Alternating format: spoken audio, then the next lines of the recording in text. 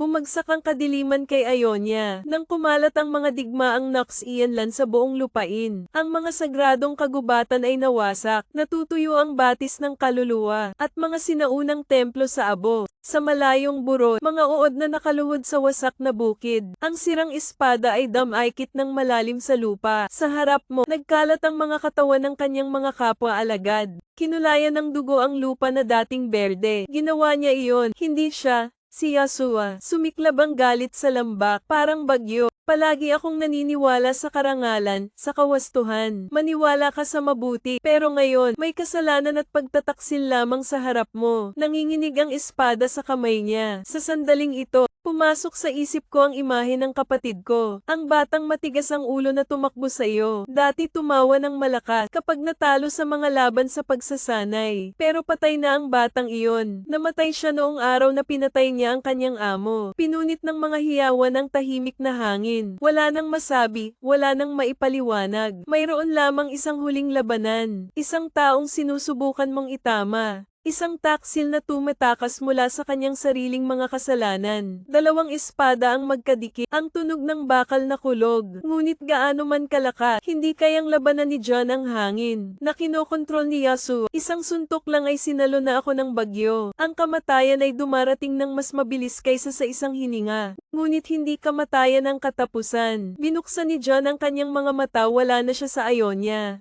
Sa harap mo ay isang anino na nakatayo doon. Mataas na malaking distortion na may napakalaking ngiti at pulang dugong espada. Isang halimaw na hindi pa nakita ni John. Pero matagal na itong nasa isip ko. Natalo ka ng 7. Umaalingaw-ngaw ang tawa sa dilim. Hinigpitan ni John ang kamay. Ngunit sa pagkakataong ito ay hindi ko na hinawakan ang aking espada.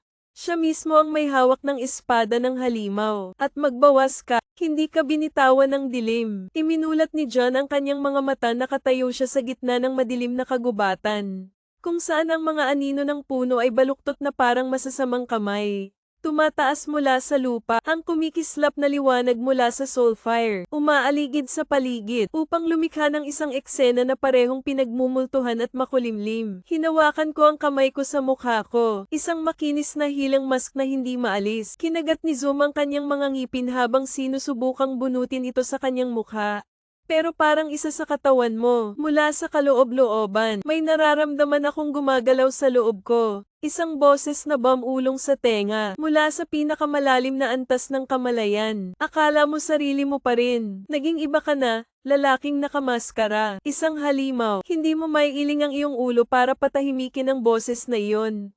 Tumingin-tingin ako sa paligid, ang tahimik na kagubatan, pero alam kong hindi walang laman ang lugar na ito. Ang iyong instincts ay nagsasabi sa iyo na may nanunood. Ang mga anino na nagtatago sa gitna ng mga puno, ang mga pulang mata na nakatago sa malalim na ulap, mga nilalang na nangangaso ng mga kaluluwa, na parasitiko sa mga negatibong emosyon, upang mapangalagaan ang kanilang kapangyarihan. Hinawakan ng pulang espada sa kanyang kamay. Kahit na hindi ito armas na ginamit mo, pero kapag hawak mo, ramdam na ramdam ko ang pulso ng aking kaluluwa. Ito ay isang bagong ngunit mapanganib na kapangyarihan. Biglang lumabas ang isang itim na anino mula sa hamog. Isang entity na may baluktot na hugis, may mahabang kuko, at ang kanyang mukha ay kulubat sa kawalan ng pag-asa. Sumisigaw ito ng malakas na tenga. Papalapit ito kay John sa napakabilis na bilis. Sa isang segundo, itinaas ni John ang kanyang espada sa gilid. Hinahasa ang pulang tinted na espada sa pamamagitan ng katawan ng halimaw. Umalingaw-ngaw ang isang alulong, at ang mga arkan ay gumuho sa mga piraso ng kadiliman. Natunaw sa hangin, ngunit hindi pa natukoy. Isa pang boses ang nagmula sa likuran. Iyan ay mahusay. Ngunit sigurado ka, hindi ako isa sa kanila. Walang nanginginig sa paligid. Sa harap mo, may isang lalaking nakamaskara na nakatayo doon. Nakasuot ng itim na damit. Sa kanyang kamay, hawak niya ang isang payat na espada. At sa likod niya ay isang maputlang lilang usok. Bumuo ng hugis ng mga baluktot na kaluluwa. Sino ka? Tanong ni John sa mahina at alertong boses. Bahagyang itinagilid ng lalaki ang kanyang ulo. Isang katulad mo, isang lalaking nakamaskara ang nakatayo. Tumutulo pa rin ang pulang espada sa kamay ko. Ayak lang ang kaluluwa ko, ngunit bakit mas alerto ka? Hindi ito ang mga labi ng halimaw. Yung lalaking nasa harap mo, ang estranghero ay nakasuot ng itim na damit, mukha na nakatago sa likod ng isang plain white mask. Dalawang matalas na mata lang, na parang sa bawat iniisip, isang katulad ko, napapikit siya sa malamig na boses. Tama, tumawa siya, narinig mo rin naman di ba? Ang tunog ng maskara sa iyong mukha, na ikayam ni John ang espada. Hindi ko alam kung ano ang sinasabi mo.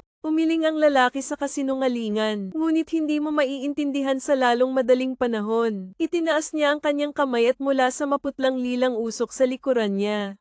Isang dilim ng hangin ang tumataas, bumuo ng isang silweta. Anja Trang ay struggling sa kawalan ng pag-asa. Hindi ito sumisigaw o umaatake tulad ng ibang mga demonyo. Nanginginig lang na parang nilalamon mula sa loob. Dang nakasimango, hindi niya pinatay ang Asia.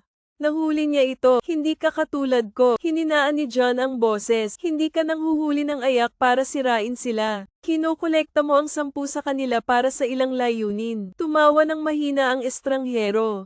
Hindi naman tayo magkaiba. Ang tunog ng kanyang pangalan ay bumulaga kay John. Kilala mo ako, syempre. Ang iyong pangalan ay umaalingaw sa mundo ng mga espiritu. Parang sumpa, isang namatay ngunit hindi nagpahinga. Isang nagpapakilalang mangangaso ng demonyo. Ngunit hindi namalayan iyon. Siya mismo ay nilalamon ng dyablo. Dahan-daang kumislap ang mga mata sa mapanganib na sinag. Wala tayong panahon para makinig sa kalokohan. Tumawa siya ng malakas kaya diretso na tayo sa punto. Isang hakbang pasulong siya, umiikot na parang gusto kitang tulungan John. Tulungan mo ako, tamang dulang, nangangaso ka ng arakang, tama ba? Pero alam mo ba, may isang uri ng arakang, mas malakas kaysa sa mga nakaharap mo. Ang mga demonyo ay hindi lamang kumakain ng negatibong emosyon, ngunit kontrolin din at manipulahin ang mga ito. Mga nilalang na maaaring magwasak ng kaluluwa, nang hindi ito hinahawakan. Natahimik si John, nagpatuloy ang estranghero. Sa tingin mo, pinagtawanan ka ng demonyo noong namatay ka. Normal na page lang Asia Sao. Ang kanyang mga salita ay nagpalamig kay John. Tumatakbo kasama ang gulugod. Ano ang alam mo tungkol dito? Bumaba ang boses ni Juan. Alam ko ang pangalan niya. Nakangiting ikinulong ni John ang kanyang kamao. Sa lahat ng oras, ikaw ay nangangaso para sa mga arachnid. Subukang lipulin ang mga ito, at tuklasin ang pagkakakilanlan ng halimaw. Natawa ako sa katawan mo. Kung alam niya talaga, tiningnan ng estranghero si John sa mata. Boses bilang imbitasyon mula sa kaibuturan. Sumama ka sa akin at dadalhin kita sa katotohanan. Tinitigan ni John ang estranghero sa kanyang harapan. Ang espasyo sa pagitan ninyong dalawa ay nagyelo. Tanging hangin lang ang humahampas sa mga puno. Spirits of fire na kumikislap sa kagubatan. Sumasayaw sa dilim parang ang mga tahimik na saksi. Alam mo talaga ang pangalan nito? Tanong ni John sa mahinang boses. Itinagilid ng estranghero ang kanyang ulo. Mga mata sa likod ng maskara. Parang pinagmamasdan ng pinakamaliit na galaw ni John. Pero hindi ko ibibigay sa'yo ng libre. Hindi nagulat si John. Hindi siya tanga. Hindi rin mabuting tao. Anong gusto mo? The stranger clasped his hands behind his back. Bumaba ang boses niya. Isang hamon. Nang matapos siya, biglang nagdilim ang espasyo sa paligid ni John. Hindi pa tapos ang dilim. Nilulunok nito ang lahat. Wala na ang mga puno. Ang lupa ay naging isang walang katapusang kailaliman. Walang natira maliban sa kanya at kay John. Tapos may lumabas na boses. Ang iyong galit ay apoy. Ngunit maaari ba itong masunog? Ang dilim sa puso mo. Mula sa kadiliman ng kalawakan ay nagsimulang bumukas ang mga pulang mata. 10,000, ang mga baluktot na anino, ang mga madilim na nilalang ay gumagapang sa labas ng kalawakan. Lahat sila ay may baluktot ng ngiti sa kanilang mga mukha. Isang rakang ngunit, hindi ito tulad ng maliliit na demonyo na hinarap ni John. Hindi sila nagmamadaling umatake kaagad. Nakatayo sila doon na umiikot sa dilim. Bulong ng mga salitang hindi. Sino ang nakakaintindi? Ang mga bulong ay gumagapang sa ulo ng dayami. 7 ang natalo mo. Pinagtaksilan mo ang iyong pamilya. Pinatay mo ang iyong mga kapatid. Namatay ka sa ilalim ng espada ni Yahshua. Bawat salita, parang matutulis na talam na tumatagos sa isip ni John. Kinuyam niya ang kanyang espada at kinagat ang kanyang mga ngipin. Hindi ito katotohanan. Ito ay isang psikolohikal na laro, isang mental na bitag. Nakakita na ako ng mga demonyong ganito dati. Ayaw kumain ng tako, kaya mo ba silang patayin? Malamig na umalingaw-ngaw ang boses ng estranghero. Pumikit si John at huminga ng malalim. Pagmulat ko ng mata ko, may pulang glow sa pupils ko. Hindi natin sila kailangang patayin. Sabi mo sa steady voice, kailangan lang nating tandaan kung sino tayo. Hinampas niya ang kanyang espada at pinunit ang gabi. Lumiwanag ang pulang-pula na liwanag mula sa landsword. Nagwawalis sa arakang. Tumili at tumili ang mga nilalang. Ito ay lumiit at naglaho na parang hindi umiral. Sa isang kisap mata, ang kadiliman ay umuurong at ang kagubatan ay bumalik sa dati nitong anyo. Ang estranghero ay nakatayo doon na pinapanood ang lahat. Pumalakpak siya ng malambot ngunit makahulog ang palakpak NDT-0. Sabi niya hindi ka nahulog. Pisil ang espada. Sabihin mo sa akin kung ano ang alam mo tungkol sa Diablo. Natahimik sandali ang estranghero at saka siya tumawa. Ang pangalan nito ay Puro Hangin. Parang ang gabi mismo ang nagpipigil ng hininga. Napatingin ng diretso si John sa lalaking nakamaskara. Ang mga mata ay kasing talas ng espada sa leeg. Sabihin mo, marahan na tumawa ang estranghero. Kumikislap ang mga mata sa tuwa. Dahan-dahan niyang itinaas ang kamay. Yung puting maskara sa mukha ko. Dahan-daang tinapak ito ng 3 beses. Bulong niya sa pangalan niya at tumigil siya. Hindi dahil sa ayaw niyang magsalita, kundi dahil hindi niya kaya. The moment na malapit nang lumabas ang pangalan sa labi niya, gumuho ang espasyo, ang kagubatan na parang dinudurog ng di nakikitang puwersa. Sumipol ang hangin, tulad ng sigaw ng libu-libong sinumpa ang kaluluwa. Dumidilim na ang langit, ang mga itim na alon na gamulong mula sa wala hanggang sa wala. Ang pulang espada sa kanyang kamay ay gumuhit ng isang maliwanag na linya. Handang saksakin ng isang estranghero sa dibdib. Kung maglalaro siya, ngunit sa sandaling iyon ay umatras siya. Ang kamay ay nagbibigay ng isang komplikadong tanda sa hangin. Bumaba ang boses niya at hindi na siya nagmumukhang tanga. Narinig niya kami, hindi makapag-react si John. Pagkatapos ay isang higanteng itim na kamay ang palm unit sa kalawakan. Bumaba mula sa itaas na parang death side. Nabasag ang cluster groundra. Ang buong kagubatan ay nalipol sa isang iglap. Si John ay lumipad pabalik. Ilagay ang espada sa lupa upang mapanatili ang iyong balanse. Pagtaas ko ng ulo ko nakikita ko ito. Isang entity na walang nakapirming hugis. Ang katawan nito ay gawa sa halos baluktot na itim na usok. Laging nagbabago, laging umiikot. Ang tanging mukha na umiiral ay isang pangit na maskara. May ngiti na puno ng pangungutya. Hindi nito sinasabi, ngunit umalingaw sa kanyang isipan ang kanyang pagtawa. Yan ang tawa. Narinig ang tawa ng mamatay ang buwan. Hinihigpitan ng kanyang dibdib ang kanyang tuyong lalamunan. Heto na, natawa ang Diablo sa pagkamatay mo. Hinigpitan ng estranghero na nakatayo sa tabi ni John ang kanyang kamay at mabilis na nagsalita. Hindi ka sapat para talunin siya. Kung gusto mong mabuhay ngayon, iisa lang ang paraan. Hindi inalis ni John ang tingin sa kung ano ang halimaw na nasa harapan niya. Tumingin siya ng diretso sa akin at kinuha ang kapangyarihan ko. Nanginginig na nakatayong hindi gumagalaw. Hindi iniwan ng kanyang mga mata ang halimaw sa kanyang harapan. Namilipit ang katawan nito na parang buhay na bangungot. Basag ang mukha sa ilalim ng baluktot na maskara na tumatawa pa rin.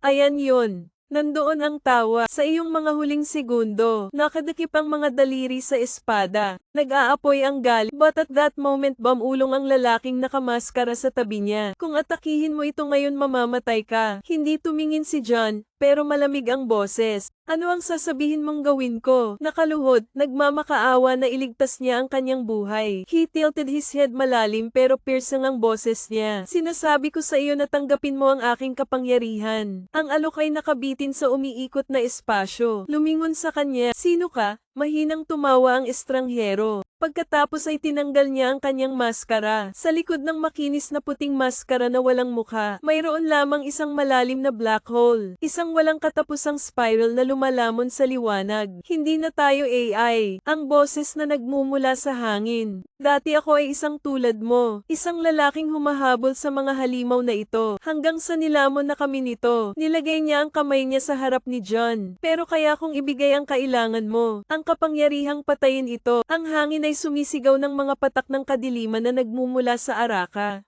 Twist, parang mga kamay na inaabot para hilahin sila sa kawalan. Wala nang masyadong oras. Napatitig si John sa kamay na nasa harapan niya.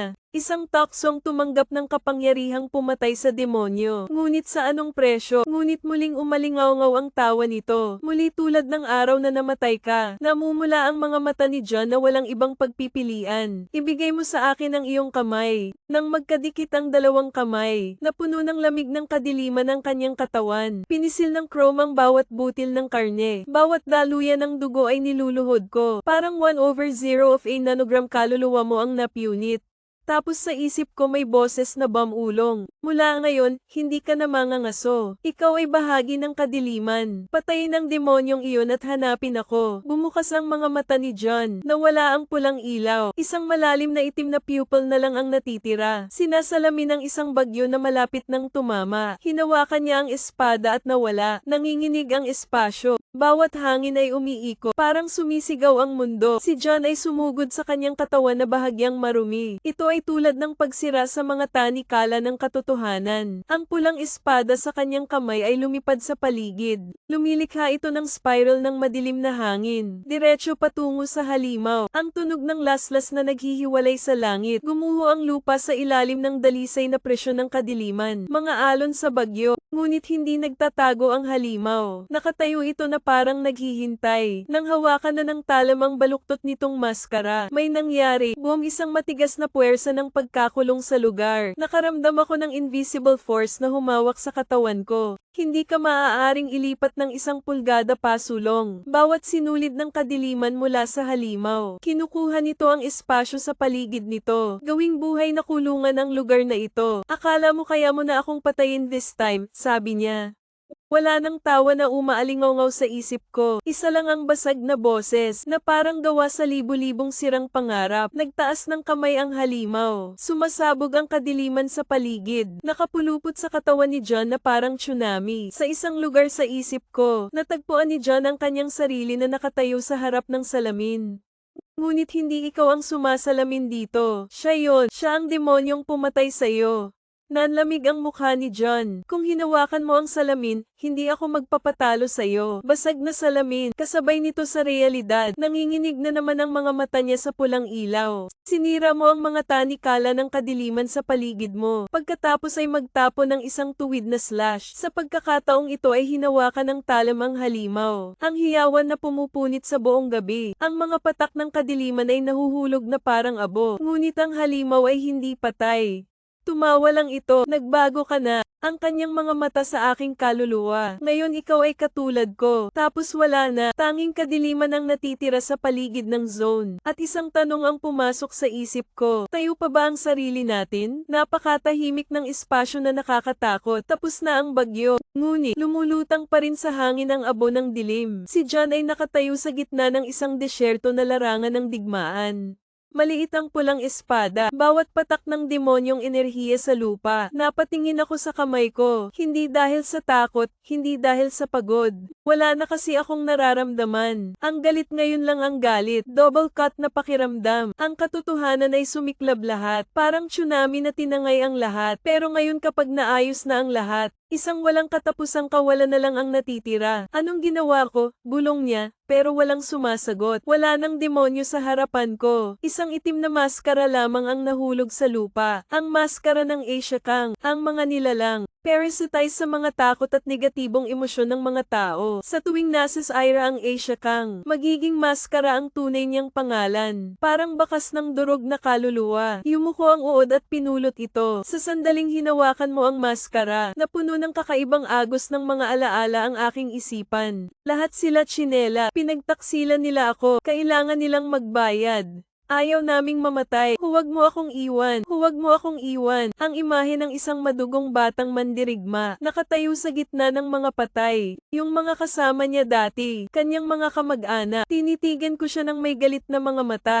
At pagkatapos ay iniwan siya. Sumabog ang puot sa kanyang puso. Nilunok siya nito. Gawin siyang halimaw na kamamatay lang ni John. Isang nawawalang kaluluwa. Hindi kay John ang boses na iyon. Bumalik ako sa tabi mo. May nakatayong lalaking nakamaskara. Siya ang umabot kay John. Sa nakaraang kabanata, naramdaman mo na ba? Tanong niya sa boses na kasing lambot ng hangin. Ang linya sa pagitan ng mga tao at mga halimaw ay napakanipis.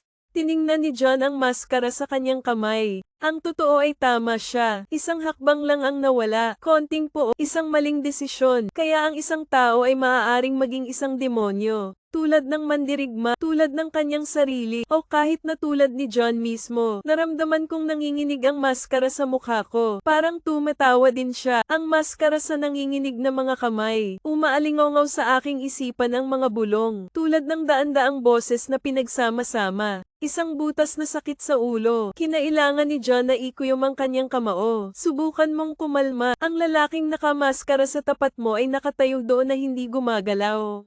Sa ilalim ng madilim na buwan, wala siyang pinagkaiba sa multo. Punit-punit na dami, mga marka ng espada sa dilim, at isang walang ekspresyong puting maskara. Nagsisimula ka ng umintindi, hindi ba? Muling umalingaw-ngaw ang boses niya. Hindi tumugon si John sa pakiramdam na iyon. Patuloy ang Kia, yung feeling na nakapulot ka ng Asia mask, kapag ang mga kakaibang alaala ay bumabaha sa iyong ulo. Kapag naging bahagi ka nila, hindi tayo katulad nila. May totoong boses si John. Umakyat ng hakbang ang lalaki. Sa sandaling iyon, nararamdaman ito ni John. Isang matalim na agos ng nakamamatay na gas ang nagmula sa kanya. Hindi mo na siya kailangang tingnan, eskrimador siya. Isang taong nasa larangan ng digmaan. Isang lalaking pumatay ng maraming tao. Ikaw pa rin ba ang sarili mo, John? Napahinto ang tanong na iyon ni John. Ikaw pa rin ba ang iyong sarili, John, noong unang panahon? Isang kapatid, isang mandirigma na nagtatanggol sa kanyang sariling bayan. Namatay siya sa ilalim ng espada ni Yasuo. Ano ang natitira ngayon? Isang hunter arcan, isang isinumpang nilalang. Isang multo ng iyong sarili, tumahimik ka. Ayaw nang isipin ni Jun. Nagmamadali ka. Dumiretso ang pulang espada sa lalaking nakamaskara. Sa espada ni John ay tumigil. Yung nakasuot ng maskara hawak ang suntok gamit ang mga kamay. Hindi mga kamay. Kailan niya hinugot ang kanyang espada? Ngunit napakabilis nito kaya hindi ito nakita ni John. Ang dulo ng kanyang espada ay isang buhok na malayo kay John. Masyadong mabagal, mahinahong sabi niya. Inilabas ni John ang kanyang espada at naghagis ng 3 sunod-sunod na laslas. Sa pagkakataong ito ay iniwasan niya silang lahat ngunit hindi siya nag-counterattack. Nakatayo lang siya habang nakatingin kay John. Parang may hinihintay. Isang nakakagulat na galit ang sumiklab kay John. Buong lakas niyang nilaslas ang pinakamalakas na espada. Sa pagkakataong ito ay hindi na siya nakatakas. Nagtaas siya ng kamay. Hayaang maputol ang talam ni John sa kanyang maskara. Jack, naputol ang maskara sa kalahati at nang mahulog ito. Bakas ang mukha niya. Ang maskara ay nabasag sa mga piraso na nahuhulog sa lupa. Bahagyang ipinikit ni John ang kanyang mga mata. Hindi siya estranghero. Ang lalaking nasa harap ni John, parang lumabas sa bangungo, maputlang bala, na parang hindi na ito pag-aari ng mundo ng mga tao. Sinasalamin ng kanyang pulang-pula na mga mata ang malamig na buwan. Isang mahabang peklat na dumadaloy mula sa noo hanggang sa pisngi. Parang hiwa ng nakaraan na hindi naghihilom. Ngunit ano ang nagpatigil kay John? Hindi yung mga marka sa mukha niya. Ito ay pamilyar. Sino ka? Nakangiti ng mahina. Nakalimutan mo na ako, Saozom. Yung boses na yon, parang alaala. Inilibing sa abo ng panahon. Isang boses na dating matigas pero ngayon ay nagdadala ng kadiliman at kalungkutan. Isang boses na kilala ni John. Parang espada sa isip. Ang imahe ng taong iyon ay bumalik sa dati. Isang parallel sword. Mahabang sesyon ng pagsasanay sa ilalim ng paglubog ng araw. Isang pangakong hindi natupad. Naikayam ni John ang espada sa kamay ni Soryu. Hindi makapaniwala si John sa kanyang mga mata. Hindi pwedeng Soryu ang lalaking nasa harap mo. Matalik na kaibigan. Nakipaglaban siya kay John sa hindi mabilang na mga laban. Na laging may dalang malambing ng ngiti. Kahit na puno ng dugo ang kanyang espada. Patay na si Soryu. Matagal nang namatay. Ang taong nasa harap mo ngayon, ang mukha ni Soryu, hindi lang mukha niya, si Soryu. Naaalala mo pa ang pangalan ko. Buti na lang lumakas ang boses niya. Ngunit hindi na ito kasing init ng dati. Ito ay pinaliit ng dilim. Dahil ang isang bagay ay hindi na tao. Ngunit dahan-daang itinaas ni John Soryu ang kanyang espada. Hindi ako sigurado na naaalala mo ang lahat. Nararamdaman ni John ang gas. Agad akong nagmuni-muni. Itinaas ang espada para harangan ang laslas mula kay Soryuken. Shock force mula sa VA touch. Nabasag ang lupa sa ilalim nila. Itinulak ni John ang Soryu ngunit hindi siya kumikibo. Ang kanyang mapupulang mata ay hindi nagdadala ng puot. Ito ang 7 pag-asa. Ikaw ay mahina. Hindi sumagot si John. Tumingin siya ng diretso kay Soryu para hanapin ang sagot. Patay ka. Sinabi ni John na nakita namin ito ng aming mga mata. Tumawa si Soryu at namatay. Oo, yumuko siya. Kinuha ang isang maskara ng ayak mula sa lupa. Ngunit hindi kamatayan ang katapusan, di ba, John? Namatay ka rin minsan. Naiintindihan mo na ikayam ni John ang kanyang espada. Nilamon din ng dilim si Soryu. Siya rin ay naging isang bagay na hindi na tao. O mas delikado pa siya kaysa sa iba. Isang malamig na hangin ang umiihip sa pagitan ng dalawang matandang magkaibigan. Ang puwang ay tila na puno ng isang bangin. Hindi makalusot. Itinutok ni Soryu ang kanyang espada kay John. Tatanungin ko ulit si John. Naaalala mo ba talaga ako? Alalahanin mo ang ating pinagdaanan. O naaalala mo lang ang version ko na gusto mong paniwalaan? Hindi sumagot si John dahil hindi siya sigurado sa sarili niya. Umiihip ang hangin sa pamamagitan ng pagdadala ng lamig ng gabi. Dalawang lalaking nakatayo sa tapat ng isa't isa. Ang espada ay nakaturo ng diretso sa kalaban. Hindi maitatanggi ni John ang katotohanang nasa harapan niya. Buhay pa si Soryu, ngunit hindi na siya ang dating tao. Anong gusto mo? Nagsalita si John sa mahinang boses. Soryu ngiti, pero napakaraming unpredictable sa ngiti na iyon. Gusto kong maalala mo, alalahanin mo ang totoong nangyari. Sa sandaling iyon ay dumating ang sakit, parang di nakikitang espada na tumusok sa isip. Bakas ang mga alaala na hindi na sigurado si John ay totoo. O lumilitaw ang virtual na imahe ng Soryu. Hindi yung taong nasa harap mo ngayon. Ito ang Soryu ng nakaraan. 2 taong magkasamang nakatayo sa ilalim ng puno ng cherry. Noong payapa pa ang mundo. John, balang araw aalis tayo sa lugar na ito. Tayo ang magiging pinakamalakas na eskrimador. Isang pamilyar na boses. Isang pangakong hindi maaalala ni John na nakalimutan. Ngunit ang susunod na larawan ay ang dugo ay apoy. Ito ay isang sigaw sa kawalan ng pag-asa. Ay ang kanyang sariling espada na tinusok sa Soryu. Ay humang dilat na mga mata. Imposible naman. Huminga siya ng malalim at nakakuyom ang kamay niya sa espada niya. Nasaksihan ko ng sarili kong mga mata ang pagkamatay ni Soryu. Ikaw mismo ang pumatay kay Soryu. Ano ang taong nasa harap mo? Nakatingin lang sa kanya si Soryu, kasing talas ng kutsilyo ang mapupulang mata. Naalala mo ba si Ra? Pinatay kita. Bulong ni John sa kanyang boses na hindi makapaniwala. Hindi ang sarili ko. Umiling si Soryu. Hindi mo ako pinatay, John. Pinagtaksilan mo ako. Sa sandaling iyon ay wala akong ibang narinig. Isang nakabaon na katotohanan ay binaligtad lamang. Pero totoo ba talaga? O ito ba ay isang psikolohikal na laro lamang? Naramdaman ni John na bumibigat ang kanyang hininga. Ang mga alaala na akala ko ay nakabaon na. Biglang tumaa. Parang halimaw nakakalabas lang sa mga tanikala nito. Nakita ko ang sarili kong pinapatay si Soryu. Ngunit si Soryu ay nakatayo sa kanyang harapan na may pulang mata. May boses na puno ng panghuhusga. Hindi yan ang totoo, pinagtaksilan kita. Tumingin ng diretso si John kay Soryu sa mahinang boses. Dahan-daang naglakad si Soryu papunta sa akin. Ang espada sa kanyang kamay ay pumutok sa mahinang tunog. Parang may binubulong. Naisip mo na ba, bakit nasira ang alaala mo? Dahan-daang kinuyam ang espada. Nagtataka ako noon. Napakalabo ng pagkamatay ni Soryu noong gabing iyon. Parang nabura ang isang parte ko. Sino ang gumawa niyan? Umaasa si Juan Pito na ang kanyang mga mata ay mas matalas kaysa dati. Mahinang tumawa si Soryu. Malalaman mo sa lalong madaling panahon. Pero bago mo makuha ang sagot, itinaas niya ang kanyang espada hanggang sa itinutok ito kay John. Gusto kong makita kung karapat-dapat kang maalala. Humanda ka, John. Maglalaban tayo. Wala nang salita. Tanging angal lang ng hangin. Ang lamig ng hangin sa pagitan ng dalawang lalaki. Itinutok ni Soryu ang kanyang espada kay John. Hindi nagpatinag ang mapupulang mata niya. Hindi umatras si John. Hindi ko alam kung ano ang totoo, kung ano ang kasinungalingan.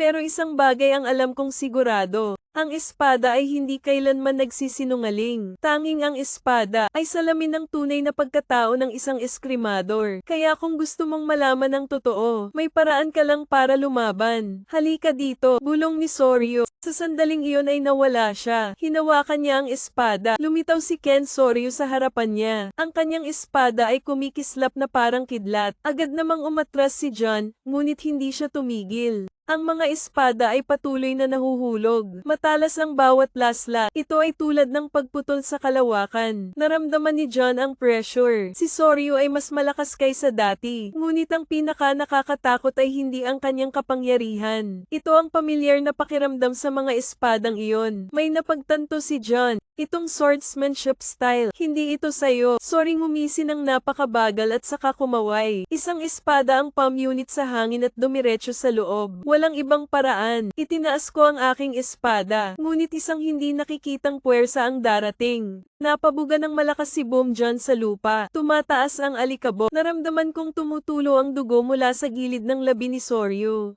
Mula sa hakbang hanggang sa kanyang espada ay mahinang lumipad. Parang humihinga. Nagsisimula ka ng mapagtanto, hindi ba? Nalinlang ka. Kinagat ni John ang kanyang mga ngipin habang sinusubukang tumayo. Hindi ko alam kung sino ang humadlang sa alaala ko. Hindi ko alam kung ano ba talaga ang pinagdaanan ni Soryu. Pero isang bagay ang sigurado ako. Ano man ang katotohanan, malalaman natin sa ating sarili. Naikayam ko ang aking espada. Ang kanyang mga mata ay kumikinang sa malamig na sinag ng liwanag. Mahinang tumango si Soryu. Kung gayon, ipakita mo sa akin ang iyong lakas. Nagsalubong ang dalawang espada. Ken, ang mga puwersa ng VA ay tumama ng napakalakas na ang lupa ay pumutok sa ilalim ng kanilang mga paa. Malinaw itong naramdaman ni John. Hindi na si Soryu ang taong nakilala ko noon. Soryu ngayon ay hindi lamang mas malakas, ngunit bawat linya ng kanyang espada ay naglalaman ng isang bagay. Ito ay lubhang mapanganib. Pinagmumulan ng kapangyarihan na hindi sa kanya. Alam na alam ni Jun ang estilo ng malakas na Soryu. Walang labis na paggalaw. Pero ang espadang ginagamit niya, hindi ito sa kanya. Yumi na umiwas sa dulo ng espada ni Soryu sa pisngi niya. Nag-iiwan ng maliit na hiwa. Hindi tumitigil ang shower. The moment na kumislap ang espada, tumalikod si Soryu at naglunsad ng panibagong slash. Kasing bilis ng hangin, malakas na parang kulog na walang bitak. Napilitan si John na itaas ang kanyang espada para tulungan si Ken. Bumabalik ang pressure. I-slide mo ako sa lupa. Alam mo ba yon, John? Nagtaas ng boses si Soryu na kasing lamig pa rin ng yelo ang kanyang mga mata. Ito ay hindi lamang ang aking kapangyarihan. Inangat ni John ang kanyang ulo na may mabigat na hininga. Alam ko na yan dati. Ang espada ni Soryu ay isang bagay na pamilyar. Ito ay hindi kanya. Ito ay Edsuma.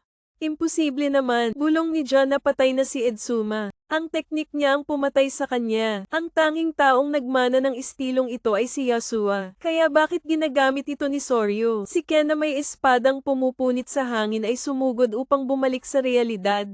Nagmamadali ka, ngunit hindi mo ito maiiwasan ng lubusan. Isang malalim na hiwa sa iyong balikat. Ang pagbuhos ng dugo ay kinulayan ng pula ang kamiseta. Hindi tumitigil si Soryu. Dahan-dahan siyang naglakad patungo kay John. Umaalingongaw pa rin ang espada sa malalambot nitong daing. Parang kaluluwang bumubulong. Oras na, John. O harapin mo ang katotohanan. Itataas niya ang kanyang espada o mamamatay ka sa aking mga kamay.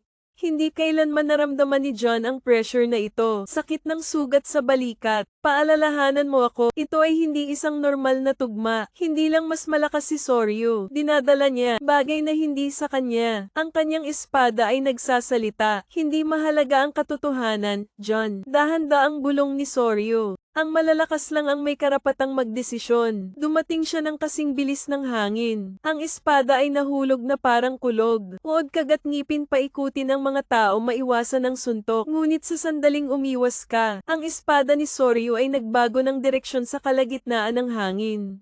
Walang paraan ang espadang ito, Ken. Mabilis na itinaas ni John ang kanyang espada. Ngunit ang presyon ay napakalakas na ikaw ay itinulak pabalik. Mahigpit na nakasaksak ang mga pin sa lupa na nag-iiwan ng mahabang guhit. Hindi ito espada ni Soryu. Ito ang espada ni Edsuma. Ngunit hindi iyon ang pinaka nakakatakot na bagay. Ang espada ni Soryu, hindi lang LD Sume style. Bulong nito, nararamdaman ko, may kung ano sa loob ng espadang iyon. Isang kaluluwa 01, isang bagay na mas masahol pa. Isang nilalang na sumisira sa kaluluwa ng Soryu. Sino ang nasa loob mo, Soryu? Huwan pitong naikayam ng kamay ng pag-asa ang espada. Mahinang tumawa si Soryu, pero sa mata niya, may kumislap na luha. Dahan-dahan lang, John. Ang katotohanan ito ay sa akin. Kung gusto mo, itinaas niya ang kanyang espada ang pulang liwanag na sumasalamin sa kanyang mga mata. Halika at kunin ito. Ang katotohanan ito ay sa akin. Umalingaw-ngaw na parang kulog ang mga salita ni Soryu. Hindi natinag si John. Pinunasan niya ang dugo sa balikat habang nakapikit. Kung sa tingin mo natatakot ako, itinaas niya ang kanyang espada. Steel na kumikinang sa dilim. Nakalimutan mo na kung sino ako, Soryu. Haha, tumawa ng mahina si Soryu. Pero may kakaiba sa mga mata niya. Hindi ito ang Soryu na alam ni John noon. May ibang tumatawa sa kanya. Walang babala. Walang signal, kaya nawala si Ryo. Isang airflow ang sumasabog ngayon. Nag-iwan ng landas ang kinatatayuan niya. Agad namang nag-react si John. Binalingan niya si Ken. Dalawang Vasword na dumadampi sa harap mo. Ang puwersa ng pagkabigla ay lumilikha ng isang marahas na puyo ng tubig. Kinagat ni John ang kanyang mga ngipin, ngunit nararamdaman ito ng mga kamay. Ang lakas sa atakeng ito. Hindi mo ako matatalo, John. Hindi natin mapapanalo ang nabubuhay sa loob natin. Ano ang nasa loob niya? Biglang napagtanto ni John ang isang lata ng Ra. Isang demonyo na kumakain ng mga kaluluwang gusot. Hindi lang ito ang pumalit sa Soryu, ngunit nakawin din ang mga alaala ng LD Suma. Kaya ito ang katotohanang iniingatan niya. Sumimangot, matalas ang mga mata. Kung ang isang Asia page ay sumekop sa Soryu, isa lang ang paraan para mailigtas siya. Kailangan niyang tawagin ang tunay niyang pangalan. Soryu Zoom umuungal. Ang espada ay nagliyab ng pulang-pula na hangin. Naaalala mo ba ang iyong sariling pangalan? Napahinto sandali si Soryu. Isang maikling sandali, pero sapat na para makita ni John na nandoon pa rin siya. Nakakulong sa sariling katawan, Soryu. Naaalala mo ba ang iyong sariling pangalan? Sa pagkakataong iyon ay kumikislap ang mga mata ni Soryu. Panandalian lang, pero nakita ito ni Jong. Ang tensyon sa isip niya. Part of Soryu ay nahihirapan pa rin, pero hindi madaling bitawan ang nasa kanya. Mahinang tumawa si Soryu, ngunit ang kanyang boses ay hindi na sa kanya. Kalokohan lang ang pangalan. Ang tanging bagay na umiiral ay kapangyarihan. Tumingin ka sa akin, John. Itinaas niya ang kanyang espada. Dahan-daang tinatakpan ng itim na gas ang talam ng bakal. The spooky shapes na panandalian. Sa masamang fog village, ito ang aking bagong katotohanan. Negatibong pressure boom, nanginginig ang lupa, at isang agos ng madilim na hangin ang dumaan sa larangan ng digmaan. Nagtiis si John, pero malinaw kong nararamdaman na may nagbago. Hindi na si Soryu. Namatay ka rin minsan. Naiintindihan mo na ikayam ni John ang kanyang espada. Nilamon din ng dilim si Soryu. Siya rin ay naging isang bagay na hindi na tao. O mas delikado pa siya kaysa sa iba. Isang malamig na hangin ang umiihip sa pagitan ng dalawang matandang magkaibigan. Ang puwang ay tila na puno ng isang bangin. Hindi makalusot. Itinutok ni Soryu ang kanyang espada kay John. Tatanungin ko ulit si John. Naaalala mo ba talaga ako? Alalahanin mo ang ating pinagdaanan. O naaalala mo lang ang version ko na gusto mong paniwalaan? Hindi sumagot si John dahil hindi siya sigurado sa sarili niya. Umiihip ang hangin sa pamamagitan ng pagdadala ng lamig ng gabi. Dalawang lalaking nakatayo sa tapat ng isa't isa. Ang espada ay nakaturo ng diretso sa kalaban. Hindi maitatanggi ni John ang katotohanang nasa harapan niya. Buhay pa si Soryu, ngunit hindi na siya ang dating tao. Anong gusto mo? Nagsalita si John sa mahinang boses. Soryu ngiti, pero napakaraming unpredictable sa ngiti na iyon. Gusto kong maalala mo, alalahanin mo ang totoong nangyari. Sa sandaling iyon ay dumating ang sakit. Parang di nakikitang espada na tumusok sa isip. Bakas ang mga alaala na hindi na sigurado si John ay totoo. O lumilitaw ang virtual na imahe ng Soryu. Hindi yung taong nasa harap mo ngayon. Ito ang Soryu ng nakaraan. 2 taong magkasamang nakatayo sa ilalim ng puno ng cherry. Noong payapa pa ang mundo. John, balang araw aalis tayo sa lugar na ito. Tayo ang magiging pinakamalakas na eskrimador. Isang pamilyar na boses. Isang pangakong hindi maaalala ni John na nakalimutan. Ngunit ang susunod na larawan ay ang dugo ay apoy. Ito ay isang sigaw sa kawalan ng pag-asa. Ay ang kanyang sariling espada na tinusok sa Soryu. Ay zumang dilat na mga mata. Imposible naman. Huminga siya ng malalim at nakakuyom ang kamay niya sa espada niya. Nasaksihan ko ng sarili kong mga mata ang pagkamatay ni Soryu. Ikaw mismo ang pumatay kay Soryu. Ano ang taong nasa harap mo? Nakatingin lang sa kanya si Soryu, kasing talas ng kutsilyo ang mapupulang mata. Naalala mo ba si Ra? Pinatay kita. Bulong ni John sa kanyang boses na hindi makapaniwala. Hindi ang sarili ko. Umiling si Soryu. Hindi mo ako pinatay, John.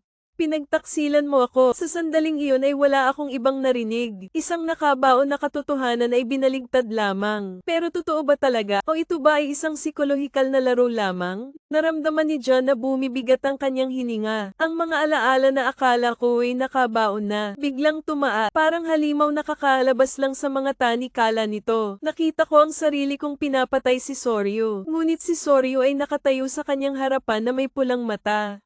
May boses na puno ng panghuhusga. Hindi yan ang totoo, pinagtaksilan kita. Tumingin ng diretso si John kay Soryu sa mahinang boses. Dahan-daang naglakad si Soryu papunta sa akin. Ang espada sa kanyang kamay ay pumutok sa mahinang tunog. Parang may binubulong. Naisip mo na ba, bakit nasira ang alaala mo? Dahan-daang kinuyam ang espada. Nagtataka ako noon. Napakalabo ng pagkamatay ni Soryu noong gabing iyon. Parang nabura ang isang parte ko. Sino ang gumawa niyan? Umaasa si Juan Pito na ang kanyang mga mata ay mas matalas kaysa dati. Mahinang tumawa si Soryu. Malalaman mo sa lalong madaling panahon. Pero bago mo makuha ang sagot, itinaas niya ang kanyang espada hanggang sa itinutok ito kay John. Gusto kong makita kung karapat-dapat kang maalala. Humanda ka, John. Maglalaban tayo. Wala nang salita. Tanging angal lang ng hangin. Ang lamig ng hangin sa pagitan ng dalawang lalaki. Itinutok ni Soryu ang kanyang espada kay John. Hindi nagpatinag ang mapupulang mata niya. Hindi umatras si John. Hindi ko alam kung ano ang totoo, kung ano ang kasinungalingan.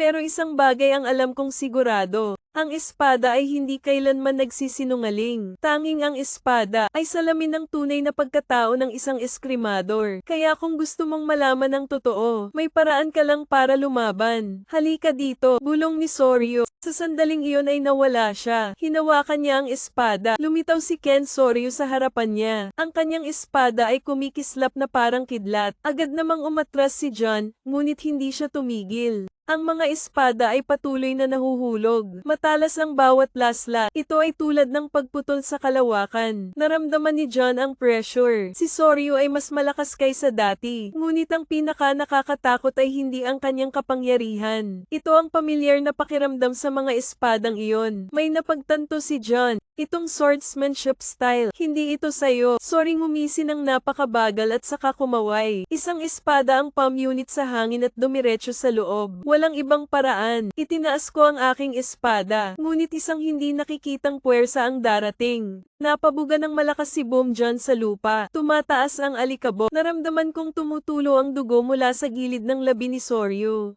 Mula sa hakbang hanggang sa kanyang espada ay mahinang lumipad. Parang humihinga. Nagsisimula ka ng mapagtanto, hindi ba? Nalinlang ka. Kinagat ni John ang kanyang mga ngipin habang sinusubukang tumayo. Hindi ko alam kung sino ang humadlang sa alaala ko. Hindi ko alam kung ano ba talaga ang pinagdaanan ni Soryu. Pero isang bagay ang sigurado ako. Ano man ang katotohanan, malalaman natin sa ating sarili. Naikayam ko ang aking espada. Ang kanyang mga mata ay kumikinang sa malamig na sinag ng liwanag. Mahinang tumango si Soryu. Kung gayon, ipakita mo sa akin ang iyong lakas. Nagsalubong ang dalawang espada. Ken, ang mga puwersa ng VA ay tumama ng napakalakas na ang lupa ay pumutok sa ilalim ng kanilang mga paa. Malinaw itong naramdaman ni John. Hindi na si Soryu ang taong nakilala ko noon. Soryu ngayon ay hindi lamang mas malakas, ngunit bawat linya ng kanyang espada ay naglalaman ng isang bagay. Ito ay lubhang mapanganib. Pinagmumulan ng kapangyarihan na hindi sa kanya. Alam na alam ni Jun ang estilo ng malakas na Soryu. Walang labis na paggalaw. Pero ang espadang ginagamit niya, hindi ito sa kanya. Yumi na umiwas sa dulo ng espada ni Soryu sa pisngi niya. Nag-iiwan ng maliit na hiwa. Hindi tumitigil ang shower. The moment na kumislap ang espada, tumalikod si Soryu at naglunsad ng panibagong slash. Kasing bilis ng hangin, malakas na parang kulog na walang bitak. Napilitan si John na itaas ang kanyang espada para tulungan si Ken. Bumabalik ang pressure. I-slide mo ako sa lupa. Alam mo ba yon, John? Nagtaas ng boses si Soryu na kasing lamig pa rin ng yelo ang kanyang mga mata. Ito ay hindi lamang ang aking kapangyarihan. Inangat ni John ang kanyang ulo na may mabigat na hininga. Alam ko na yan dati. Ang espada ni Soryu ay isang bagay na pamilyar. Ito ay hindi kanya. Ito ay Edzuma. Imposible naman, bulong ni John na patay na si Edsuma. Ang teknik niya ang pumatay sa kanya. Ang tanging taong nagmana ng istilong ito ay si Yasuo. Kaya bakit ginagamit ito ni Soryu? Si Ken na may espadang pumupunit sa hangin ay sumugod upang bumalik sa realidad. Nagmamadali ka, ngunit hindi mo ito maiiwasan ng lubusan. Isang malalim na hiwa sa iyong balikat. Ang pagbuhos ng dugo ay kinulayan ng pula ang kamiseta. Hindi tumitigil si Soryu. Dahan-dahan siyang naglakad patungo kay John. Umaalingaw pa rin ang espada sa malalambot nitong daing. Parang kaluluwang bumubulong. Oras na, John. O harapin mo ang katotohanan. Itataas niya ang kanyang espada o mamamatay ka sa aking mga kamay. Hindi kailanman naramdaman ni John ang pressure na ito. Sakit ng sugat sa balikat. Paalalahanan mo ako, ito ay hindi isang normal na tugma. Hindi lang mas malakas si Soryu. Dinadala niya, bagay na hindi sa kanya. Ang kanyang espada ay nagsasalita. Hindi mahalaga ang katotohanan, John. Dahan-daang bulong ni Soryu. Ang malalakas lang ang may karapatang magdesisyon. Dumating siya ng kasing bilis ng hangin. Ang espada ay nahulog na parang kulog. Uod kagat ngipin paikutin ng mga tao maiwasan ang suntok. Ngunit sa sandaling umiwas ka, ang espada ni Soryu ay nagbago ng direksyon sa kalagitnaan ng hangin. Walang paraan ang espadang ito, Ken. Mabilis na itinaas ni John ang kanyang espada. Ngunit ang presyon ay napakalakas na ikaw ay itinulak pabalik. Mahigpit na nakasaksak ang mga pin sa lupa na nag-iiwan ng mahabang guhit. Hindi ito espada ni Soryu. Ito ang espada ni Edosuma. Ngunit hindi iyon ang pinaka-nakakatakot na bagay. Ang espada ni Soryu, hindi lang LD Sume style. Bulong nito, nararamdaman ko, may kung ano sa loob ng espadang iyon. Isang kaluluwa 01, isang bagay na mas masahol pa. Isang nilalang na sumisira sa kaluluwa ng Soryu. Sino ang nasa loob mo, Soryu? Huwan pitong naikayam ng kamay ng pag-asa ang espada. Mahinang tumawa si Soryu, pero sa mata niya, may kumislap na luha. Dahan-dahan lang, John. Ang katotohanan ito ay sa akin. Kung gusto mo, itinaas niya ang kanyang espada ang pulang liwanag na sumasalamin sa kanyang mga mata. Halika at kunin ito. Ang katotohanan ito ay sa akin. Umalingaw-ngaw na parang kulog ang mga salita ni Soryu. Hindi natinag si John. Pinunasan niya ang dugo sa balikat habang nakapikit. Kung sa tingin mo natatakot ako, itinaas niya ang kanyang espada. Steel na kumikinang sa dilim. Nakalimutan mo na kung sino ako, Soryu. Haha, tumawa ng mahina si Soryu. Pero may kakaiba sa mga mata niya. Hindi ito ang Soryu na alam ni John noon. May ibang tumatawa sa kanya. Walang babala, walang signal. Kaya nawala si Ryo. Isang airflow ang sumasabog ngayon. Nag-iwan ng landas ang kinatatayuan niya. Agad namang nag-react si John. Binalingan niya si Ken. Dalawang Vasword na dumadampi sa harap mo. Ang puwersa ng pagkabigla ay lumilikha ng isang marahas na puyo ng tubig.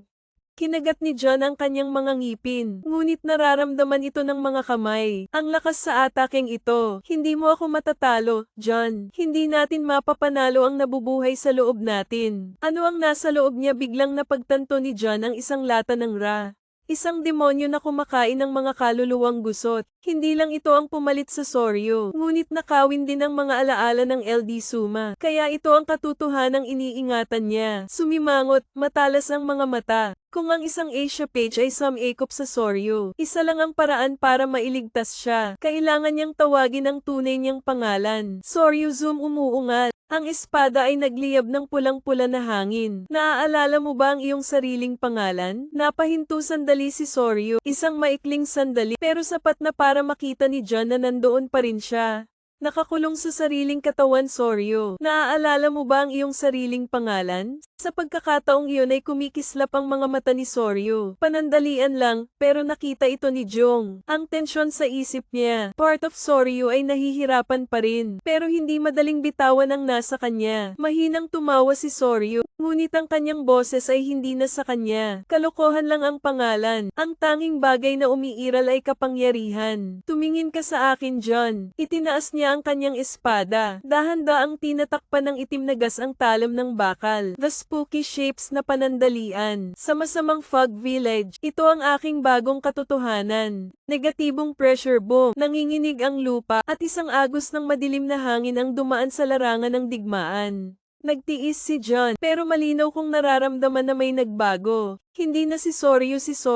Nanginginig si Soryu. Ang mga bakas ng ayaan ay hindi pa tuluyang nawala. Umiling siya habang sinusubukang itaas ang boses. Tinatawag kanyang John Nose. Sagot ni John. Isang malalim na boses na parang espadang umaalingaw sa kabibi nito. Parang sarado ang espasyo. Ito ay hindi dahil sa pagkakaroon ng isang entity. Ito ay dahil sa isang bagay na mas nakakatakot. Isang paanyaya mula sa kadiliman mismo. Biglang umihip ang malakas na hangin. Sa mga bulong na umaalingaw sa hangin. Tumawid sa linya at malalaman mo ang katotohanan. Bahagyang yumanig ang lupa sa ilalim ng mga paa ni John. Parang may gumagalaw mula sa kailaliman. Isang gate ang bumubuka. Hawakan ang espada sa iyong kamay. Naiintindihan ko na hindi ito isang bitag. Ito ay isang pagkakataon. Isang pagkakataon upang malaman kung sino ang nagmamanipula nito. Ara kang para maunawaan ang entity na tumawag sa iyong pangalan. Lumapit si Yasuo sa kanyang maingat na tingin. Gusto mo talaga siyang sundan. Bumaba ang tingin niya sa maskara sa mukha niya. Kamakaway pa ito. Tapos tumingin ako sa steady eyes. Wala tayong ibang pagpipilian. Hindi na naghintay. Humakbang si John. At nilalamon ka ng dilim. Binalot ng kadiliman si Juan na parang walang katapusang kalaliman. Para lamunin ka, may liwanag, walang gravity. May nakakasakal lang na pakiramdam. At umaalingaw sa aking isipan ang mga bulong. Pinili mo ang landas na ito. Muling umalingaw ang boses na iyon. Ngunit sa pagkakataong ito ay mas malapit na. Gamitin ang clench ng espada. Naninigas ang katawan kapag nakikilala ang dilim. Walang laman ang paligid. Ang malabong mga hugis na lumilitaw. Lumilitaw ang daan-daan o libo-libong mga deformed na mukha. Walang laman ang mga mata nila pero pinagmamasdan ka. Eirakang ang mga nawawalang kaluluwa. Mga entity na humahabol sa mga negatibong emosyon. Pero hindi ko pa sila nakitang nagkukumpulan ng ganito. Biglang lumitaw ang lupa sa ilalim ng iyong mga paa. Ang nakapalibot na espasyo ay nabago. Mula sa wala hanggang sa isang pamilyar na lugar. Isang kagubatan. Hindi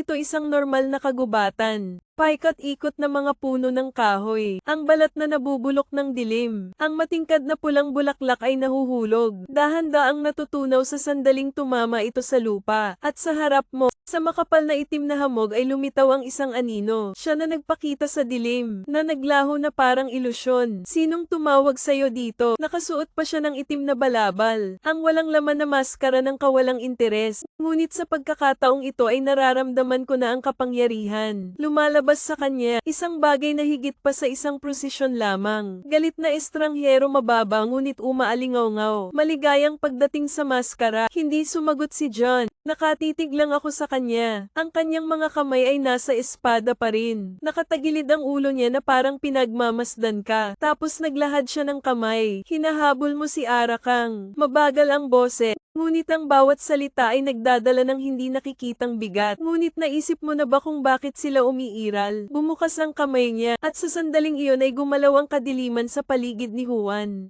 Mga sinaunang alaala ng pagkamatay ni LD Suma. Labanan sa Yasuo. Sa sandaling huminga ka at sa sandaling pinatay mo si Asia. Ninakaw ng unang pahina ang kanyang espada. At ang maskara ay nasa aking mukha. Akala mo hunter ka. Nagbulungan ng mga estranghero ngunit hindi si John. Hindi mo sila hinahabol. Ikaw ay bahagi nila. Napatigil ang mga salita kay John. Ang lamig ay dumadaloy sa gulugod. Pero bago ka mag-react, bumangon ang dilim at dumating siya. Nagsimula na ang laban. Itinaas ni Jong ang kanyang espada. Ang pulang bakal na talam ay kumikinang sa liwanag mula sa daigdig ng mga espiritu.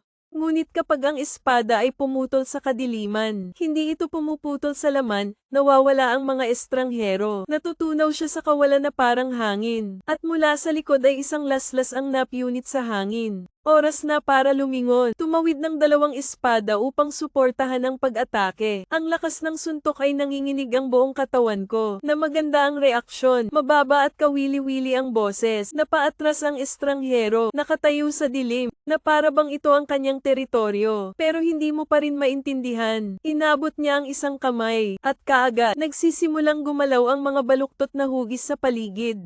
Eira ay maaaring mag-grow ng 10 hindi daan-daan. Gumagapang sila palabas ng dilim. Nagunat ang mga halimaw na katawan. Malapad na bibig na may matatalas ng ngipin. Maliwanag ang kanilang mga mata. Hindi dahil sa pagnanasa, kundi dahil sa takot. Napagtanto ni June na agad silang hindi gumagana. Nanginginig sila, at saka ko naintindihan, hindi sila natatakot kay John. Natatakot sila sa kanya. Tumawa ng mahina ang estranghero na para bang nababasa niya ang nasa isip ni John. Ang Asia Kang ay mga nawawalang nilalang, na humahabol sa mga negatibong emosyon ng tao. Dahan-dahan siyang naglakad, step by step, pero nasa ilalim ng matinding pressure. Ngunit mayroon din silang sariling mga mangangaso. Umikot ang dilim sa likuran niya, upang bumuo ng isang pares ng mga higanting mata. Pula sa gabi, hindi lang Ark ang hinahabol namin. Huminto siya at bumaba ang boses niya. Nilalamon natin sila. Sa sandaling lumabas ang mga salitang iyon. Galit na galit ang kadiliman. Sumisigaw ang prosesyon sa paligid. Hinayla ang kanilang mga katawan patungo sa kanya. Parang mga kaluluwang nakadina. Sinusubukan nilang lumaban ngunit hindi sila makatakas. Nilamon ng dilim ang lahat. Nilamon sila sa isang itim na bagyo. Nakatayo lang si John na nakaramdam ng lamig sa buong katawan. Hindi siya normal na lalaki. Siya ay isang bagay na mas masahol pa sa isang rakang. Nagtaas ng kamay ang estranghero, at bahagyang nabasag ang maskara niya. Tumingin siya ng diretso kay John. Gusto mo bang malaman kung bakit ka pa nabubuhay? Tumibok ang puso ni John. Alam niya ang hinahanap ni John. At ngayon ay nag-alok na siya. Sa isang nakakuyom na pagkuyom ng espada, ang kanyang mga mata ay hindi umalis sa estranghero. Nakatayo siya doon na nababalot ng dilim. Nilamon siya ng mga labi ng Asia. Paikat-ikot pa rin na parang mga kaluluwang nakulong. Ano ang alam mo tungkol sa akin? Tanong ni John sa mahina ngunit alertong boses. The stranger tilts his head na parang hinuhusgahan ka. Natawa siya na patay ka na. Ang mga salita, parang espada sa isip ni John. Ikaw ay Yasuo, nagpatuloy sa kanyang boses. Walang emosyon. Dapat na wala ka tulad ng iba. Bakit nandito ka pa? Bakit nakadikit sa iyo ang maskarang iyon? Nakataas ang kamay niya. Itinuro ang Arai mask sa aluminum face. Akala mo hinahabol mo sila. Lalong lumakas ang boses niya sa pamamagitan ni John. Nagiging isa ka sa kanila. Huminto si John. Nagsisinungaling siya, diba? Ngunit sa kaibuturan, alam ni John na hindi siya nagkakamali. Simula nang magising, hindi ako iniwan ng maskara. Kahit saglit, sa tuwing kukuha ako ng lata ng Ra, may nararamdaman na naman ako. Gumagapang ito sa loob ko. Bahagi ng kadiliman, bahagi nila. Ang estranghero ay gumagawa ng isang hakbang. Nanginginig ang dilim sa ilalim ng kanyang mga paa. Pero matutulungan kita, sabi niya. Umaalingaw-ngaw ang alok sa kadiliman ng kalawakan. Hindi sumagot si Jong, tinitigan lang siya. Matutulungan kitang kontrolin ang kadiliman sa loob mo. Nagpatuloy ang estranghero. Makakatulong sa iyo. Intindihin ang hindi mo namamalayan. Ang kanyang mga mata ay mas malamig kaysa dati. Ang katotohanan tungkol sa iyong pagkamatay. Sinakal ang puso ni John. Alam niyang may alam siya na hindi mo alam. Ngunit, mapagkakatiwalaan ba siya ng taong kayang lamunin si Asia Kang? Isang mas nakakatakot na nilalang. Ang mga demonyo ang hinahabol ni John. Napatingin ulit ako sa kanya. Ang walang buhay na maskara. Isang mahinahong boses na hindi kasinungalingan. Nanginginig ang Arka nang tumayo sa harapan niya. Kung siya ang kalaban, matatalo kaya siya ni John? Ang sagot ay malinaw na hindi. Hindi ngayon. Huminga ng malalim. Ibinaba ni daw ang kanyang espada at nakaalerto pa rin ang kanyang mga mata. Sabihin mo sa akin kung bakit kapito. Dinilaan ng estranghero ang kanyang mga labi. Isang maputlang ngiti ang sumilay sa kanyang mukha. Well, marami tayong pag-uusapan. Zoom. Dumating ang estranghero. Ang dilim sa ilalim ng aking mga paa. Para siyang sama-sama sa paligid. Inabot niya ang kanyang kamay. Isang itim na hangin sa palad. Gusto mo ba talagang malaman? Tanong niya sa mahinang boses. Parang bulong ng gabi. Hindi sumagot si John. Bagkus ay naikayam niya ang espada sa kanyang kamay. Pinaglalaroan ka niya upang subukan ang iyong pasensya. Ngunit walang oras si John para sa mga larong ito. Sabihin mo, tumango ang estranghero at ikinaway ang kanyang kamay. Sumiklab ang dilim at binalot ang lahat. Naramdaman ni John, parang nahuli sa buhawi, kinaladkad sa isang lugar na hindi nararapat. At saka ko nakita, bumuhos ang ulan umalingaw-ngaw sa gabi ang tunog ng mga espadang dumedampi. Sa harap ni Yasuo ay nakatayo ang dagwang espada, mabigat na paghinga, at si John ay nasa lupa. Pero hindi lang Yasuo, isang anino ng ibang tao na nakatayo sa likod ni Yasuo. Isang lalaking nakaitim na coat, mukha na nakatago sa pamamagitan ng isang pangit na maskara. Bumaba ang tingin niya sa katawan ni John at itinaas ang kamay. Nakita ni John ang kanyang sarili na patay na, ngunit pagkatapos ay hinawakan niya ang iyong katawan. At sa sandaling iyon, isang tipak ng itim na usok dumulas sa iyong katawan, parang ahas na nakabalot sa kanyang biktima. Nagising si John at nakita niyang muling binuksan ang kanyang mga mata. Ngunit sa pagkakataong ito, ang ayak mask ay naayos sa iyong mukha. Wala na ang dilim. Napaatras si John, mga kamay sa maskara na palagi mong isinusuot sa iyong mukha. Hindi ka bumalik mula sa mga patay. Hinayla ka pabalik. Nariyan ang AI o isang bagay na nagbigay buhay sa iyo. Ang estranghero ay nakatayo doon na mahinahong nakatingin sa akin. Naiintindihan mo na ba ngayon? Hindi sumagot si John. Isang nagbabagang galit ang sumiklab sa aking puso. Sino ang gumawa nito sa iyo? Sino ang nagpabalik sa iyo? Para sampain ka sa ganitong forma. Naikayam niya ang kanyang espada at tumingin ng diretso sa estranghero. Alam mo kung sino siya, isang mahinang ngiti sa labi ng estranghero. Alam kong nakatalikod siya. Ang tanong ay, malakas ka ba para harapin ang katotohanan? Malakas na hangin ang umiihip. Sundin ang mga pulang dahon na kamakawi sa gabi. Tumayo si John. Umiikot pa rin ang isip ko pagkatapos ng nakita ko. Isang lalaking nagtatago ng mukha. Isang maruming kamay na humila sa akin pabalik mula sa mga patay. Hindi ka nabigyan ng pangalawang pagkakataon. Ikaw ay manipulahin. Naikayam ng kanyang kamay ang dulo ng kanyang espada. Ang pakiramdam ng galit ay tumataas na parang tsunami. Ngunit alam kong hindi ngayon ang oras para mawala ng kontrol. Nandoon pa rin ang estranghero. Tinalikuran niya si John na parang may hinihintay. Sabihin mo, Juan, sa mahinang boses, at sino siya? Tumawa ang estranghero, isang tawa na kasing lamig ng yelo. Hindi mahalaga ang kanyang pangalan. Ibinaling niya ang kanyang mga mata sa isang maliwanag na pulang ilaw. Ang mahalaga ay, handa ka na bang harapin siya o hindi? Isang jet ng itim na hangin ang tumataas mula sa kanyang katawan. Malawak na parang bagyo ng kadiliman. Umaalingaw-ngaw ang mga bulong sa kalawakan. Bawat tunog ay parang mga nawawalang kaluluwa na sumisigaw. Patunayan mo, John. Itinaas niya ang kanyang pulang dugong espada. Patunayan na ikaw ay sapat na malakas upang ituloy ang katotohanan. Nabasag ang espasyo na parang basag na salamin. At sa isang kisap mata ay sumugod ang estranghero. Paglalaro ng espada, uod ng reflector, agad na iniindayog ang espada para saluhin ang suntok. Ang VA ay tumama ng napakalakas na ang lupa sa ilalim ng kanyang mga paa ay pumutok. Ngunit hindi tumigil ang Kia. Nawala siya sa ulap ng itim na usok. Nasa likod lang siya ni John. Bumaba ang espada. Patak. Isang suntok ang palm unit sa hangin. Ngunit umatras si John. Siya ay hindi makatwirang mabilis. Walang paggalaw, walang pag-aalinlangan. Ang lahat ng kanyang mga pag-atake ay naglalayong sa mga kapintasan ni John. Parang inaway ka niya, daan-daang beses bago. Kinagat ni John ang kanyang mga ngipin. Hindi ka lang niya gustong subukan. Gusto kanyang patayin, tapos hindi ako magkokompromiso. Huminga ng malalim. Ilagay ang iyong kamay sa maskara. Isang malamig na daloy ng hangin ang dumadaloy sa iyong gulugod. The Ark ang inyong sumisigaw. Pakiramdam ko ay gaman at lumakas ang katawan ko. Biglang naging malinaw ang mga galaw ng kalaban. Parang bumagal ang oras. Nang dumating muli ang estranghero ay handa na si Juan. Red at blue blades VA hinawakan sa isang kidlat bagyo. Morning magsisimula na talaga ang laban. Nagniningning ang langit sa pamamagitan ng mga spark na lumalabas sa laban. Bawat espada ay pinupunit ang hangin na nanginginig sa lupa. Paggawa ng malalim na hiwa sa malamig na bato. Itinulak ni John ang kanyang kalaban sa isang kisap mata. The stranger glides sa likod. Hindi nagbago ang pulang mata. Hindi nagpapakita ng emosyon. Ito ay tulad ng isang maliit na pagsubok para sa kanya. Mabuti yan. Tumango siya sa tahimik na boses. Pero ang bagal mo pa rin. Walang oras si John para tumugon. Nawala agad siya. Grabe ang bilis. Hindi ito makita ni John. Mararamdaman lang niya. Isang malapit na hangin na nagmumula sa likuran. Ang iyong instincts ay nagsasabi sa iyo na lumiko.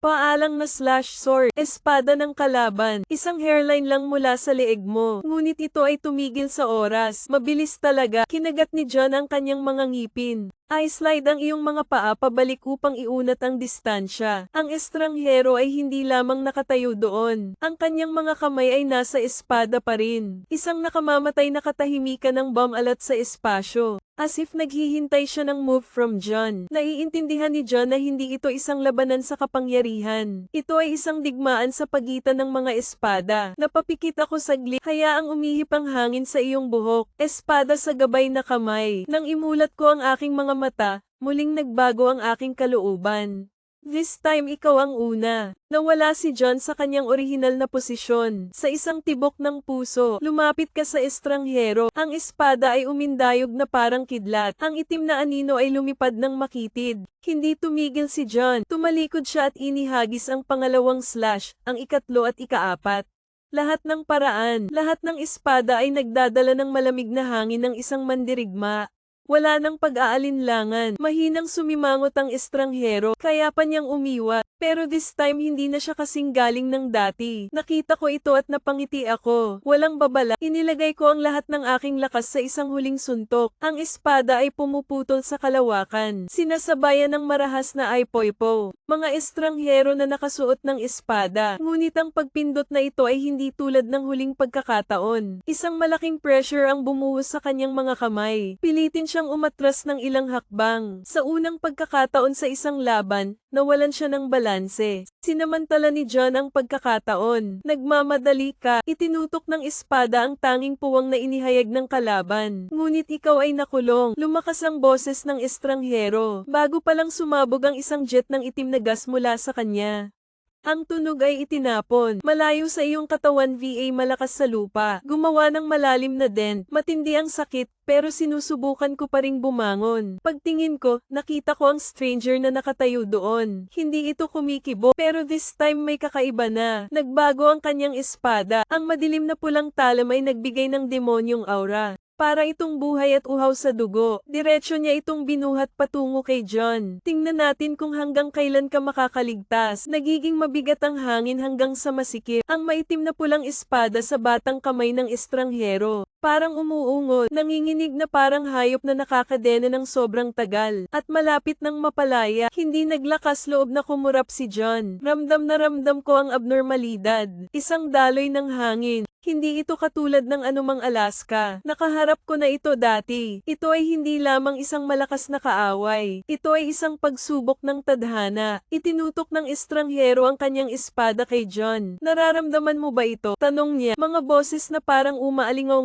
mula sa malayong dimensyon. Hindi sumagot si John. Kinuyam lang niya ang kanyang espada. Hindi mo kailangang malaman kung sino ang nasa harap mo. Bakit kanya gustong ipaglaban? Ang alam ko lang kung mabibigo ako mamamatay ako, at hindi ako pwedeng mamatay. Huwag ngayon. Isang jet ng itim na hangin ang umagos mula sa pulang espada. Nakahagis kay John na parang malakas na hangin. Hinampas ko ang espada ko para tumigil. Ngunit sa sandaling dumampi ang iyong espada, isang kakaibang puwersa ang agad na kumukuha sa kanyang kapangyarihan. May sumusubok na lamunin ka. Natamba ang boses ni John. Gamulong-gulong ka sa hangin. Bago lumapag sa isang tuhod, mabigat na paghinga. Ngunit hindi ka bibigyan ng mga estranghero ng oras upang makabawi. Nagpakita siya sa harap ni John. Ang talam ay umindayog pababa na parang kulog. Kinagat ni John ang kanyang mga ngipin. Lagyan ng kaunting puwersa ang iyong binti at tumalon pabalik. Makitid na iniiwasan. Ngunit sa sandaling mapunta ka, lumilitaw ang isang hindi nakikitang hiwa sa iyong kamiseta. May lumabas na malamig na pawis sa noo ko. Iniwasan na niya ang suntok ngunit inatake pa rin siya. Tumawa ang estranghero. Hindi mo pa rin maintindihan kung bakit. Ang espada ko, ito ay hindi lamang limitado sa pisikal na pag-atake. Itinaas niya ang kanyang espada at itinuro si John. Ang talam na ito ay hindi lamang pumuputol ng laman. Pinutol nito ang kaluluwa. Kinilig si John sa kaluluwa. Kung gayon, kahit na maaari mong iwasan, maaari kanyang saktan sa ibang paraan. Pagkatapos ay ibinulong ko ang aking mga mata ng mas matalas kaysa dati. Kung gayon hindi natin kailangang magmadali. Mukhang nag-freeze ang space sa isang sandali at pagkatapos ay ang dalawang anino ay bumagsak sa isa't isa sa hindi kapani-pani walang bilis. Umalingaw-ngaw na parang kulog ang tunog ng mga espadang dumedampi. Ang berdeng espada ni John laban sa pulang espada ng estranghero. Sa tuwing nag-aaway, nag-iiwan ng malalalim na bitak sa lupa. Hindi na lang defensive si John. Nagsimula kang umatake. Samantalahin ang iyong bili. Patuloy kang nagbabago ng posisyon. Gumawa ng serye ng mga maling silhouette para linlangin ang kalaban. Hindi naloloko ang mga estranghero. Umikot siya. Ang pulang talam ay pumuputol sa isang silweta. At kaagad, naramdaman ni John ang matinding kirot sa kanyang dibdib. Hindi niya kailangang tumingin. Naramdaman niya ang totoong posisyon ni John. Sa pamamagitan lamang ng gas, bumaba ang dugo mula sa sulok ng bibig ni Juan. Nagpunas siya at ngumiti. Malakas ka. Pinaikit ng estranghero ang kanyang mga mata, ngunit ikaw din. Ibaba ang iyong hininga at patatagin ito. Kung ang kanyang espada ay maaaring tumama sa kaluluwa, hindi ko na siya hahayaang magkaroon ulit ng pagkakataong iyon. Napapikit ako ng tahimik, marahan ang ihip ng hangin. Dala ang tunog ng pulang dahon ng maple, bumagsak sa lupa, at nang imulat ni Juan ang kanyang mga mata, nagbago na naman ang buong mood ko. Nagtaas ng kilay ang estranghero. Ano ito? Hindi sumagot si John. Mas mabilis ka lang pumasok kaysa dati. Sa sandaling bumagsak si John sa kalawakan na parang isang pagkawasak. Ang iyong anino ay kumikinang na parang isang ilusyon. Napakabilis na ang mata ay hindi makasabay sa kuko. Mga estranghero na nakasuot ng mga espada ng katutubo. Ngunit ang kanyang espada ay tumatama lamang sa hangin. May malakas na hangin sa likod niya. Lumitaw doon si John, blade swinging down 01 fucking ingay. Mabilis na tugon na estranghero ay naging stopper na si Ken. Dalawang blades magkasama, lumilikha ng shockwave, lumilipad ang mga bato sa paligid. Pero sa pagkakataong ito ay hindi na siya agad nakalaban. Dahil sa sandaling harangan mo ang suntok, naramdaman niya ang malamig na agos ng hangin na dumadaloy sa kanyang gulugod. Hindi lang tumagos sa katawan ng suntok ni John. Pinutol nito ang kanyang kaluluwa. Huminto ang estranghero, sakit sa dibdib, parang may binubunot sa katawan. Kinagat niya ang kanyang mga ngipin. Ngunit sa sandaling iyon ay nawala muli si John. Isa pang espada ang nakadikit mula sa kaliwa. Pagkatapos ay isa mula sa kanan at isa mula sa likod. Si John ay nasa lahat ng dako. Sinusubukan ng mga estranghero na abutin. Ngunit sa tuwing dumadampi ang espada ni John, pakiramdam niya ay inaalis ang kanyang kapangyarihan. Unti-unti, goddamn it, nagngangalit siya, namumula ang mata sa galit. May kailangan siyang gawin kaagad. Isang haligi ng itim na gas ang sumabog mula sa kanyang katawan.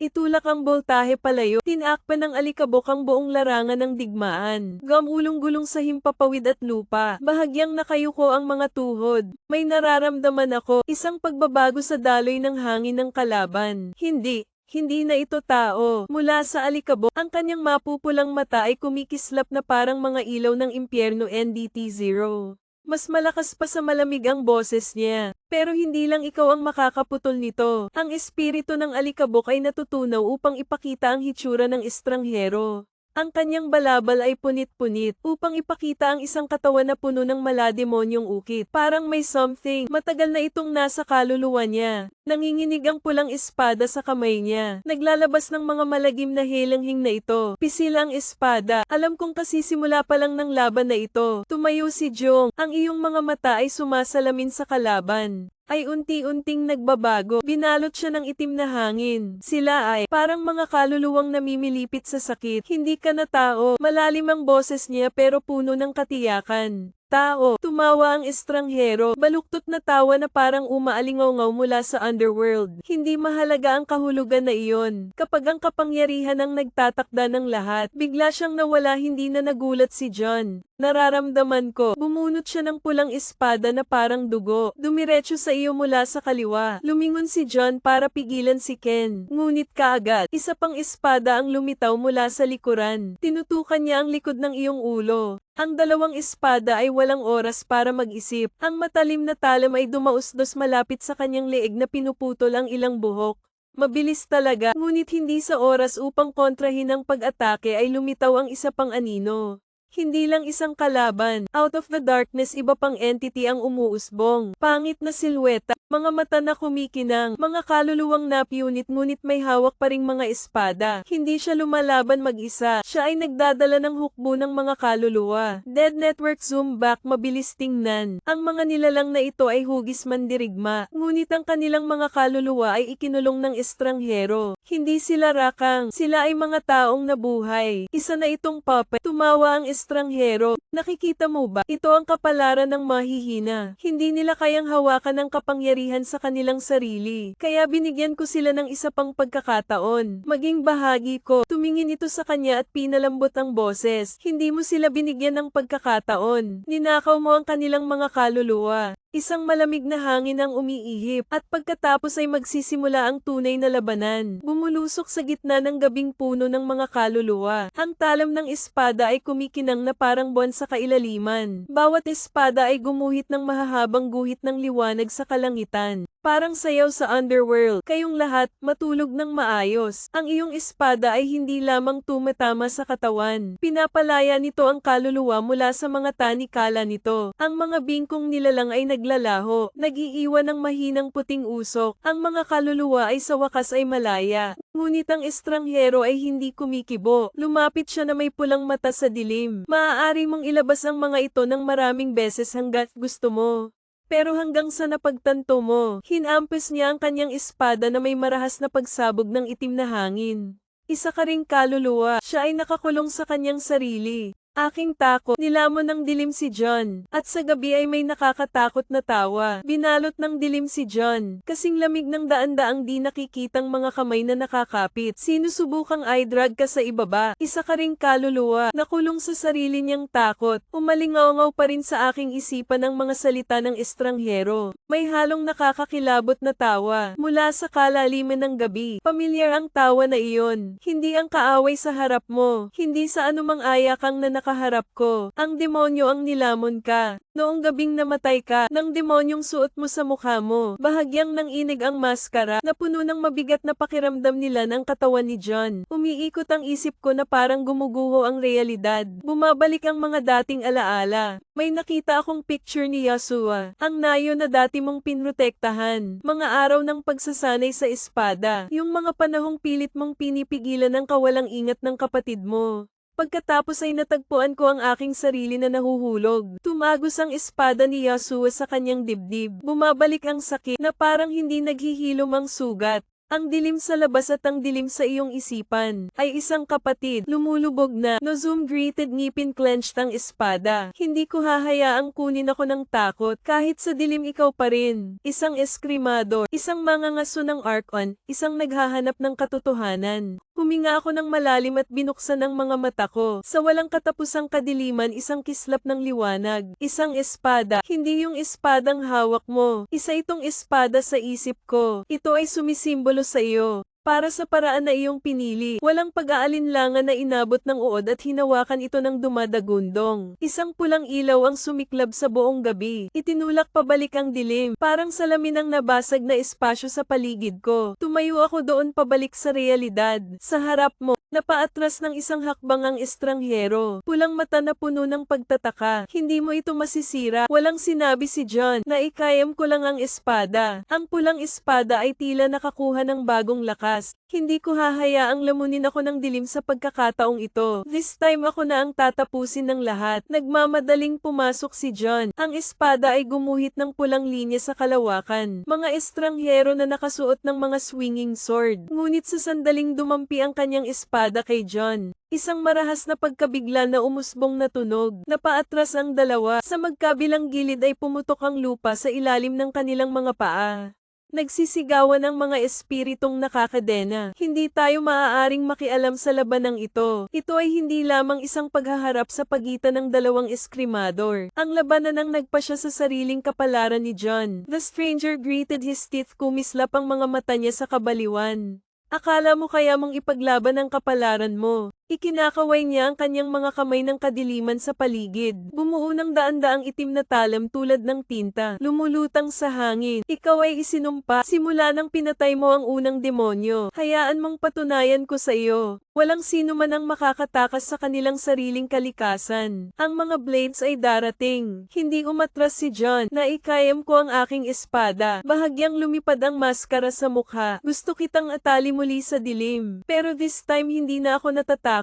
Hindi ka pepe ng tadhana. Ikaw mismo ang gagawa nito. Ukit ang iyong sariling landas. Kamakaway ako na parang hangin. Ang espada sa kamay ay tumatagos sa bawat talam ng kadiliman. Nagkalat ang mga putol na piraso ng espada. Hindi ko mapipigilan ang iyong pag-unlad. Sa isang segundo ay lumapit sa iyo si John. Maaari mo akong isumpa. Maaaring magbigkis sa atin sa madugong kapalarang ito. Ngunit hinding-hindi ako luluhod sa harap nito. Hinampas ko ang aking espada. Isang laslas na pumupunit sa espasyo sa pamamagitan ng estranghero. Iminulat niya ang kanyang mga mata sa hindi makapaniwala. Nagsimulang maglaho ang dilim sa paligid niya. Unti-unting napalaya ang mga nakakulong na kaluluwa. Hindi. Imposible, may sinusubukan siyang sabihin, ngunit ang kanyang katawan ay napunit sa dalawa sa pamamagitan ng isang nakamamatay na suntok ng espada.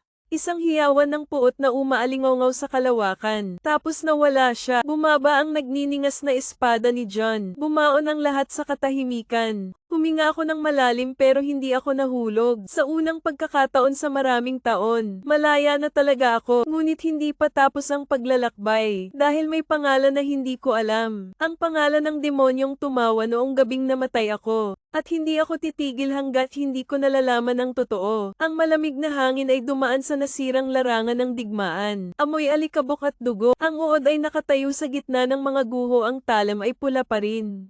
Ang tunog ng labanan, wala na ang kalaban, ngunit sa kaibuturan ng aking puso, alam kong hindi pa ito ang katapusan. Bahagyang nanginig ang maskara sa kanyang mukha, parang hayop na bumubulong sa tenga mo. Isa pa, umalingaw sa isip ko ang pamilyar na tawa na iyon. Akala mo napalaya mo na ang sarili mo. Naliligaw ka lang, John. Kumunat ang noo niya at hinawakan ang hilt ng espada niya. Iyan ang boses na humila sa iyo sa kalsadang ito. Tumawa ang dyablo sa gabi. Nahulog siya sa ilalim ng espada ni Yahshua. Ipinikit ko ang aking mga mata at tumuon sa espiritual na enerhiya.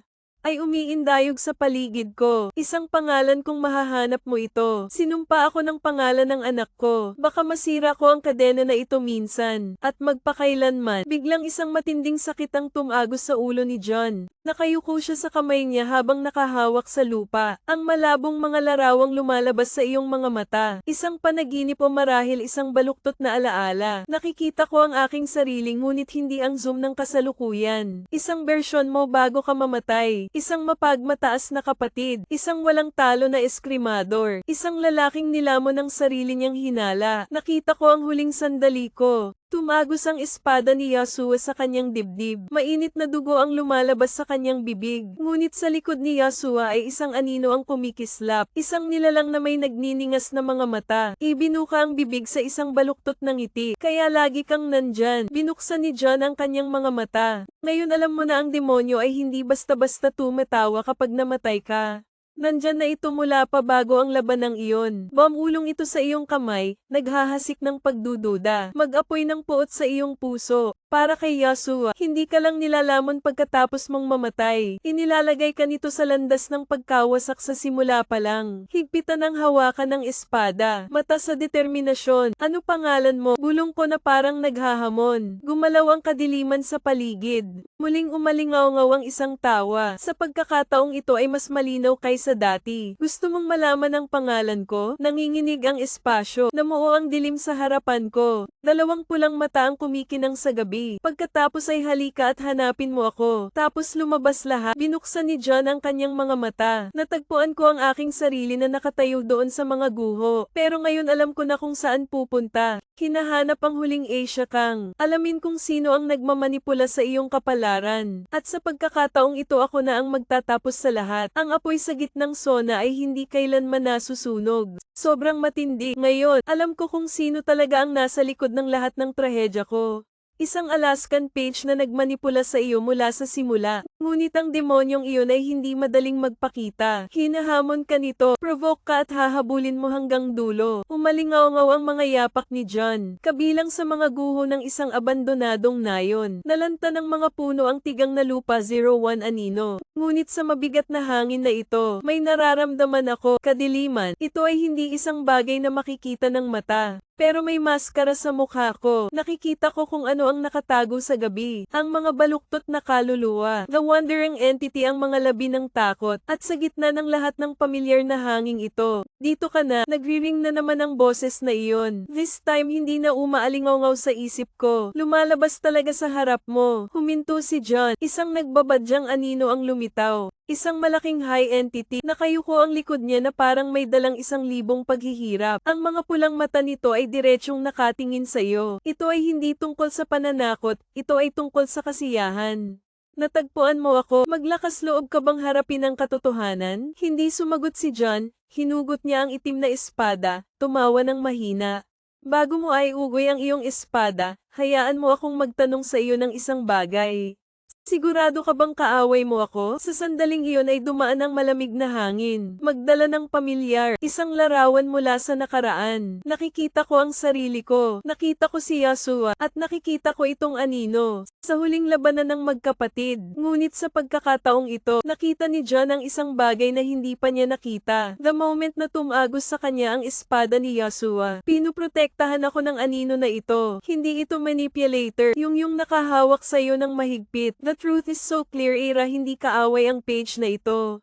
Ito ay ang tanging bagay. Pinigilan ako nito sa pag-atake ng isa pang demonyo. Ganap na nilamon, tumawa ang itim na anino, at kumupas ang mga mata nito. Ngayon naiintindihan mo na, ngunit may isang huling tanong. Gusto mo bang malaman na talagang nagpabeya sa iyo sa bangin? Bahagyang pag-aalinlangan ay tumango si John. Nagtaas ng kamay ang anino, nanginginig ang hangin sa paligid, tapos may lumabas na pangalan. Isang pangalang hindi inakala ni John na maririnig niya muli. Muli na namang dilat ang mga mata ko, nang nagtulak sa iyo sa kalsadang ito. Ikaw ang pinaka-pinagkatiwalaan ko. Gumuho ang espasyo kapag tumunog ang pangalang iyon. Natahimik si John. Hinawakan ng kamay ang hawakan ng espada. Parang nanginginig ang mundo sa paligid mo, na nagmamanipula sa iyo mula sa simula, na nagtanim ng pagdududa sa iyong isipan. Hindi isang anonymous na ayakang. Ito ay isang taong dati mong iginagalang. Hindi pwede si Edsuma. Umiling si John na sinusubukang iwaksi ang kaisipang iyon. Si Edsuma ay isang mahusay na guro, isa na namumuno sa buong nayon, isang iginagalang ng lahat. Baka hindi mo pa rin maintindihan si John. Bulong ng itim na anino sa harapan ko. Sa tingin mo bakit lagi kitang binabantayan? Bakit hindi ko hahayaang lamunin ka? Hindi na nang aasar ang boses na iyon. Puno na ito ng kaseryosohan. Dahil alam ko ang katotohanang hindi mo pa nakikita. Muling lumitaw ang nakaraan. Ang mga imaheng sumagi sa isip ni John. Parang mga piraso ng alaala na pinunit at pinagsama-sama. Nakikita ko si LD Suma na laging mabait ang guro, pero nakatago sa mata. Naglalaman ito ng iba. Isang lihim na pag-aalala. Nakita ko kung paano tinuruan ni LD Suma si Yasua Magic.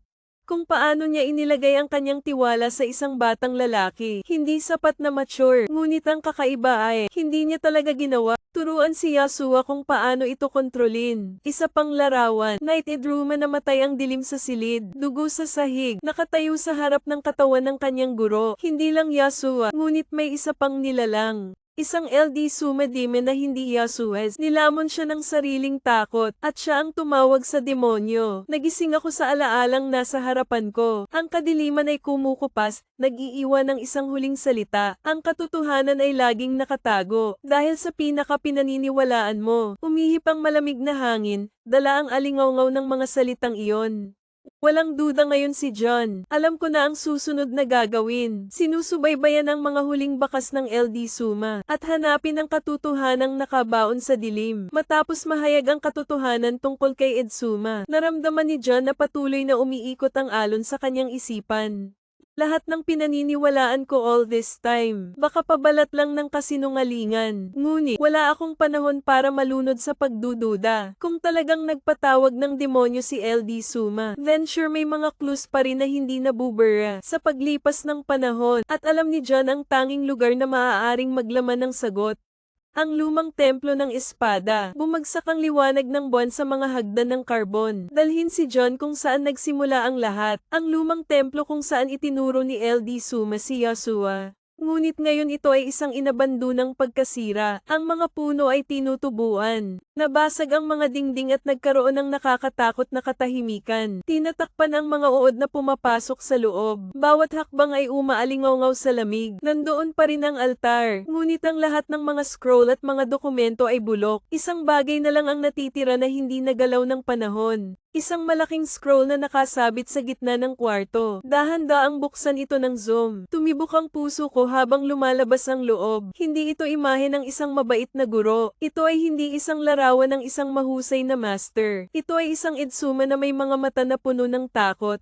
Nakatayo sa harap ng hindi kilalang nilalang. isang demonyong may nagniningas na mga mata, at sa ilalim ng painting, isang linya lang ang nakasulat sa tinta. Tuyo na, gumawa kami ng deal. Naging mabigat ang hangin sa templo. Mula sa dilim isang madilim na lan. Pagkatapos ay nagsalita ang isang pamilyar na boses. Hindi ka dapat maghukay ng masyadong malalim. Agad niyang ibinaling ang kamay sa hilt ng espada. Nagtipo ng kadiliman upang bumuo ng isang anyo, isang malaking high entity. Nakasuot ako ng punit-punit na pulang sando, gamit ang basag na maskara, takpan ng totoong mukha, at i-zoom ang pagkilala kaagad. Ito ay hindi isang normal na Asia Kang. Ito ang nilalang na nagnakaw ng Edzuma, at marahil ay hindi ito sumuko sa kanyang ambisyon. Ang templo bilang pangit sa pamamagitan ng pagkakaroon ng entity. Sa harap ni John, parang lumiliit ang espasyo. Ang mga pader ay nagliliyab ng malamig na hangin. Humakbang pasulong ang nilalang na nakasuot ng punit-punit na pulang kamiseta.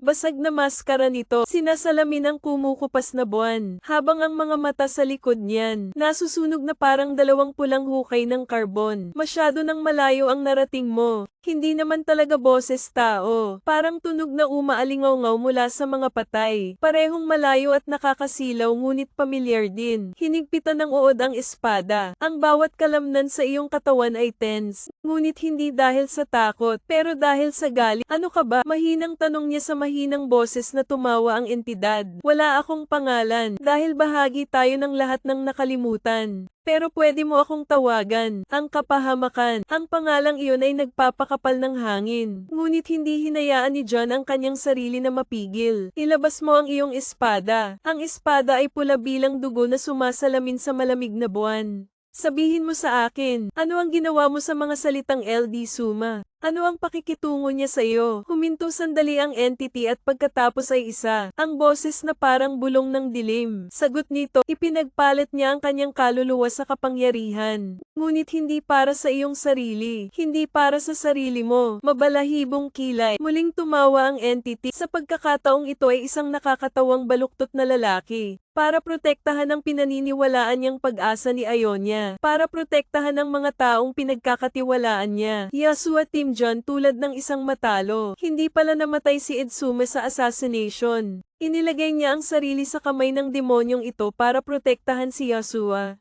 At kung totoo man iyon, ang talagang minamanipula noong una ay si John. Naniwala kang taksil si Yasuo, na si Yasuo ang pumatay. Pero sa totoo lang, nakasangla ka lang sa isang power play. Ito ay mas malaki kaysa sa isang nakakuyom na espada. Upang ang mga kasukasuan ay puti, matagal mo nang hinahabol ang isang multo ng nakaraan. Pero ngayon wala na akong dahilan para magtago. Tumingin ka ng diretso sa entity na nasa harap mo. Hindi na ako minamanipula mo. At sa isang kisap mata ay lumapit siya. Pinunit ng pulang espada ang kadiliman. Ang nagniningas na pulang espada ni John ay pamunit sa buong gabi. Dumiretso sa entity na tinatawag na damnation. Ngunit sa sandaling mahawakan ito ng espada, isang putok ng itim na hangin ang nagtutulak sa iyo pabalik. Gamulong ang dilim, parang mga kamay na umaabot mula sa impyerno. Nakabalot ng mahigpit na parang nilalamon ka. Akala mo kaya mo akong putulin. Umalingaw-ngaw ang mahinang boses ng entity. Parang echo mula sa patay. Wala tayong anyo, walang kaluluwa. Ako na lang ang natitira. Kapag itinapon ng mga tao ang kanilang sarili, nagngangalit ang hari, binabasag pa rin ang kadilimang nagbubuklod sa akin. Kahit ano pa ang entity na ito, hindi ko nahahayaang manipulahin ulit ako nito. Lumiliit ang dilim, para ibunyag ang nakatagong mukha, sa likod ng gumuguhong maskara ng kapahamakan. Ngunit nang makita ito ni Juan, nagkaroon ng marahas na landshock sa buong isip ko. Yung mukha mo, isa pang John, ngunit walang laman ang kanyang mga mata. Balat na kasing putla ng bangkay, at sa labi niya ay may baluktot ng ngiti. Naiintindihan mo ba? Damnation pitong sana tumawa ng mahina. Hindi ako estranghero. Ako ang bahagi kung saan itinatakwil mo ang pagdududa. Ang takot na pagtaksila ni Yasuo. Ako ay ikaw kung hahayaan mong sakupin ng kadiliman. Nakaramdam si John ng matinding sakit sa kanyang isipan. Bumalik ang mga alaalang pilit kong kinakalimutan.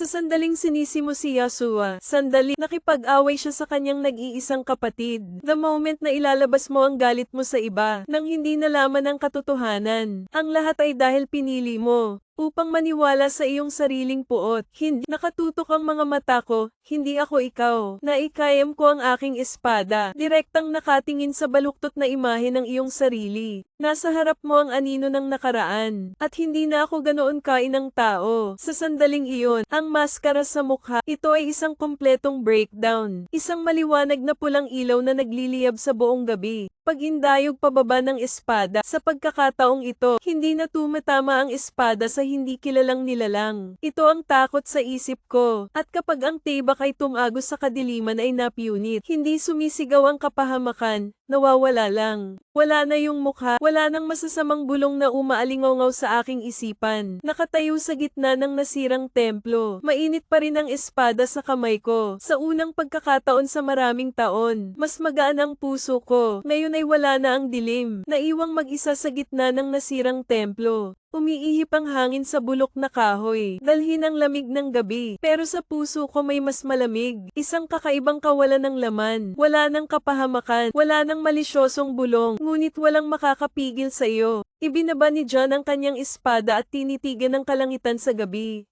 Sa lahat ng mga taon na ito ay hinayaan kong atali ako ng nakaraan. Ngayong nasira mo na, sino ka na? Dumaan ang banayad na simoy ng hangin. Sundin ang nagniningas na pulang dahon ng maple. Mula sa mga puno sa labas, umiikot sila, sumasayaw sa hangin, bago mahulog sa iyong paanan. Naalala ko ang isang araw na matagal na ang nakalipas. Isang dahon ng maple, isang salita ng pampatibay loob, isang kapatid na minsan kong minahal. Pinisil ng Yasuo worms ang mga kamay. Ngunit sa pagkakataong ito ay hindi dahil sa galit. Ito ay dahil sa pagkilala. Hinahabol mo ang anino ni Yasuo sa lahat ng oras. Ngunit sa huli, ang talagang ipinaglalaban mo ay ang iyong sarili. Sinisi mo si Yasuo, pero ang bumubulag sa iyo ay ikaw. Siguro oras na para harapin ang katotohanan. Yumuko siya para kunin ang isang dahon ng maple mula sa lupa. Pula ng dugo ngunit parang apoy. Isang hindi natutupad na pangako. Ang kapasidad ng espada sa likod. Ilayo ang mga tao sa templo. Ang hangin ay tahimik, ngunit ang aking paglalakbay ay hindi pa tapos.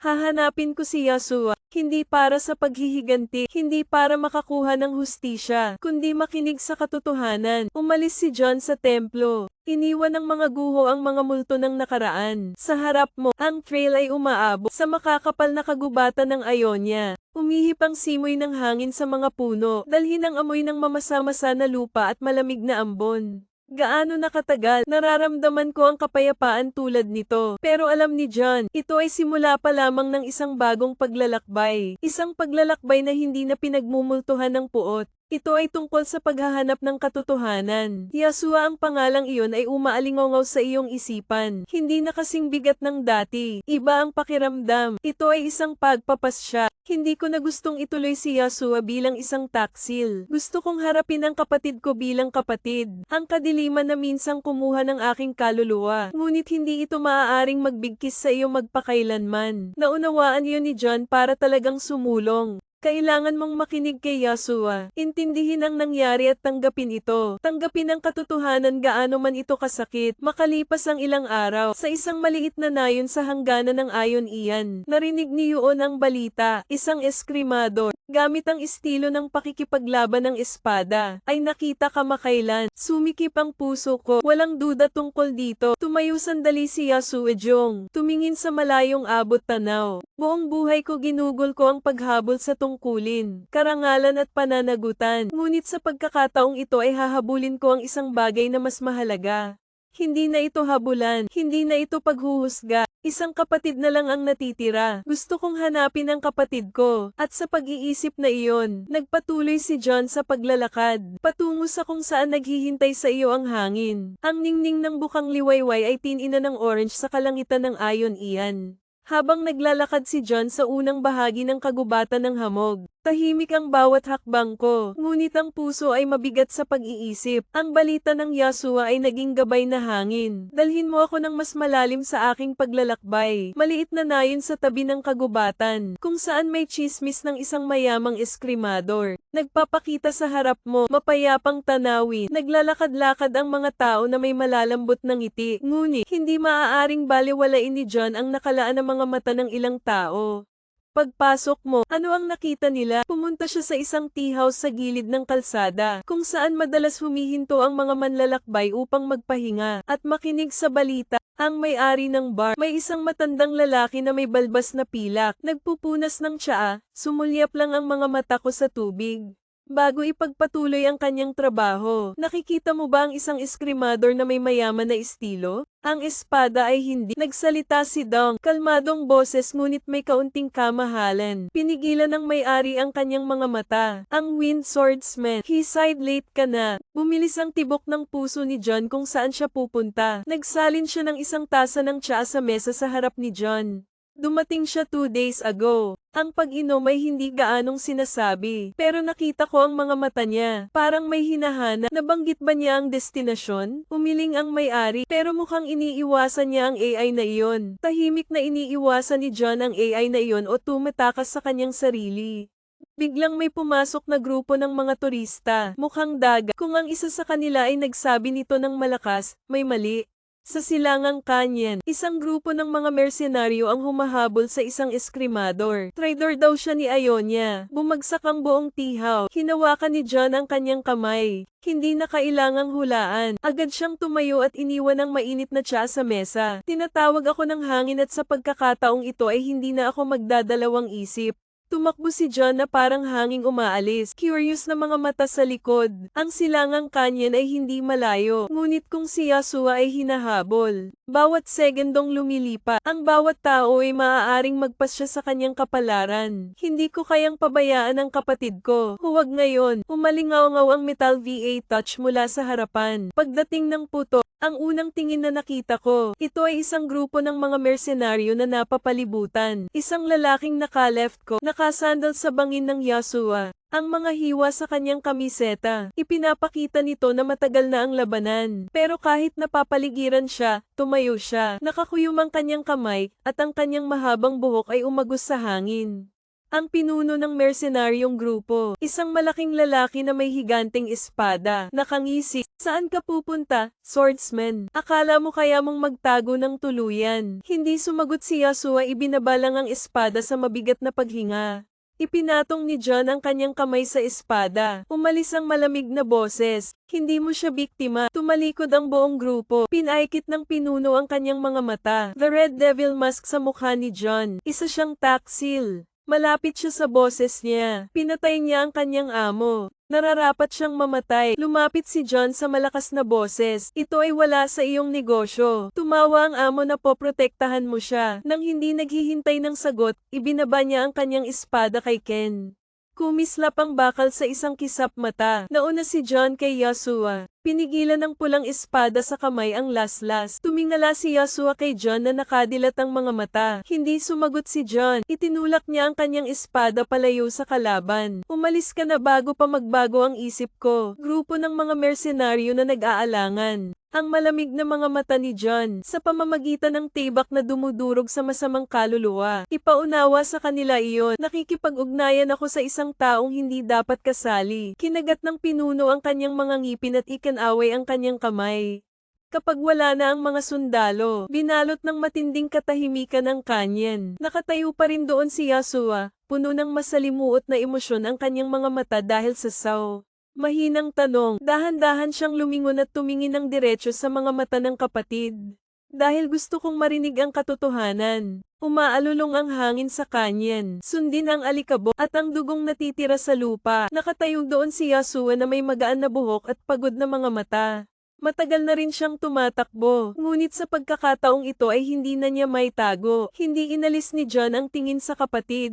Ang lamig ng mata mo, ngunit wala nang galit kaysa dati. May naghihintay lang na kausap. Kalmado ang boses mo, ngunit alam ni Yasuo na hindi ito isang alok. Utos ni Yasuo, paghihigpit ng espada. Naniniwala ka rin na pinatay ko si Master Sao. Hindi agad sumagot si John. Dumaan ang malakas na hangin. Kunin ang hininga ng nakaraan. Hindi ko alam kung ano ang sinabi mo sa dulo. Ngunit kung hindi ka magtrabaho, tumakas ka. Tumawa si Yasuo ngunit walang saya dahil walang naniniwala sa akin. Kahit ikaw, natahimik si John ng gabing iyon ay huminga ng malalim si Wayway Yasuo.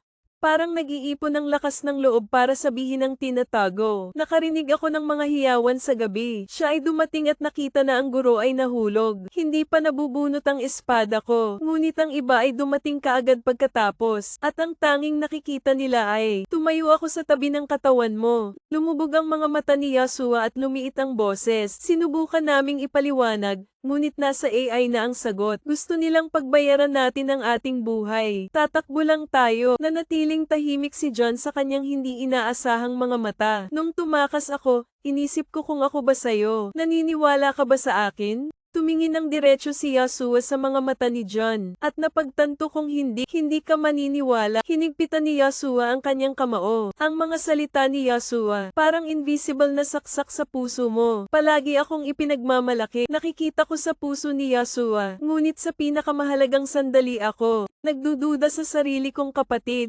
Nagkakamali ka, tumaas na naman ang hangin. Ngunit sa pagkakataong ito ay hindi na tungkol sa paghaharap. Mayroon lamang nakaraan at katotohanan. Si John ay nakatayo doon na tahimik na parang multo sa kanyan. Tahimik na pinagmamasdan ng kanyang mga mata ang bawat salita ni Yasuo. Umiihip ang hangin. Dalawang magkapatid ang nagdadala ng matinding katahimikan sa pagitan nila. Ako ay nagkamali. Sa wakas magsalita ka. Mahina ang kanyang boses, ngunit ang bawat salita ay kasing bigat ng bato. Natigilan si Yasuo. Hindi iyon ang hinihintay niyang sagot. Pinagdudahan kita. Naniwala ako sa nakita ko, kesa sa tawag nila kay kuya. Ipinagpatuloy ni John ang kanyang matalas na mata. Pero walang lamig kanina, at kasalanan ko. Tinitigan ni Yasuo si John. Mga mata na nagtatago ng emosyon. Ngunit bahagyang nanginginig ang kamay na nakahawak sa kanyang espada. Ngayon napagtanto mo kung bakit. Tumawa siya ng mahina, hindi may tago ang pait. Hindi agad nakasagot si John. Bumaba ang tingin ko sa kamay ko, kung saan ang espada ay may bahid ng espiritu ng Diablo ay namamalagi pa rin. Sa paglipas ng mga taon, nabuhay ako sa ideya na kailangan kong manghuli ng Yasuo, na traidor ang kapatid mo. Ngunit ngayong lumabas na ang katotohanan, hindi na ako sigurado kung hindi ikaw ang pumatay sa akin. Kaya sino ang gumawa nito? Tanong ni John sa nag-iisip na boses. Umiling si Yasuo na naging maalalahanin ang kanyang mga mata. Hindi ko alam. Pero isang bagay ang nararamdaman ko. Ang taong iyon ay hindi lamang tao. Muling umihip ang hangin. Ngunit sa pagkakataong ito ay nagdadala ito ng hininga ng ibang bagay.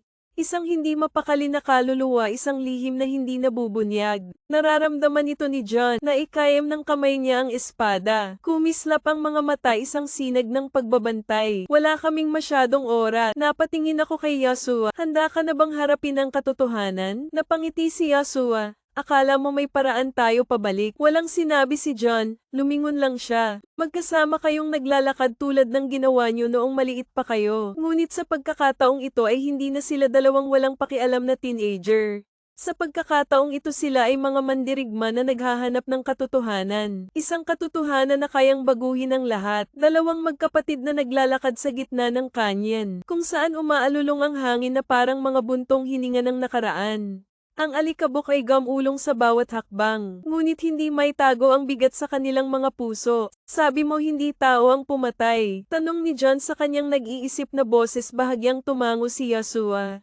Hindi ako sigurado, ngunit noong gabing iyon nang makarating kami sa eksena, may nararamdaman ako, something ang presensya ng iba. Isang malamig, makulimlim na hangin. Pinaikit ni Yasuo ang kanyang mga mata para alalahanin. Hindi ito tulad ng sandata ng isang eskrimador. Parang tumigil na siya sa pag-aalinlangan. Sinulyapan ni John ang kanyang kapatid na parang lata nira. Tumingala si Yasuo. Dumampi ang kanyang mga mata sa malalalim na mata ni John. Baka biglang huminto ang hangin. Isang nakakatakot na katahimikan ng bumalat sa dalawa. Condensed na hangin. Parang may nakatingin sa kanila. Agad na ipinatong ni John ang kanyang kamay sa hilt. Inis ka ng mata ang paligid nito dito. Hinugot din ni Yasuo ang kanyang espada, tama ang pakiramdam na ito. Yan ang airflow. Isang malalim na tawa ang umalingaw-ngaw. Sumilip sa hangin na parang alingaw-ngaw ng kadiliman. Sa wakas ay napagtanto mo ang katotohanan. Mula sa kalagitnaan ng gabi ay unti-unting umusbong ang isang nilalang. Isang baluktot na kaluluwa na may maskara ng demonyo. Ang aking mga mata ay namumula na parang apoy ng impyerno. Nasa kamay niya ang isang mahabang espada na parang huwad mula sa mga bangungot mismo. Asia Kang Ayon whispers katawan tensed up. Ikaw ang pumatay sa aking amo. Umungol si Yasuo sa kanyang mga mata na nag-aapoy sa galit. Tumawa ang demonyo, nakakatakot ang tunog nito. Mamatay man sila sa kamay ko o sa kamay mo. Anong pinagkaiba? Hindi na kailangan ni na John at Yasuo ng isa pang salita. Pareho silang sumugod sa espada at umindayog na parang bagyo. Nagsimula na ang laban. At sa pagkakataong ito ay hindi na sila nag-away. Na magkasamang lumalaban. Ang mga espada ni na John at Yasuo ay bumulusok sa kadiliman. Parang dalawang kidlat na kumikislap sa buong gabi. Ang hangin at anino ay nagsasama sa isang sayaw ng kamatayan. Ngunit hindi nagpatinag ang ayak. Ito ay umuungal, at ang mahahabang kuko nito. Tila nilalamon ng dilim nito ang dalawa. Nadulas si Yasuo sa isang pag-atake. Nakatitig ang matatalas niyang mata sa demonyo. Kung talagang pinatay mo ang aking Panginoon ngayon, babayaran mo ang presyo.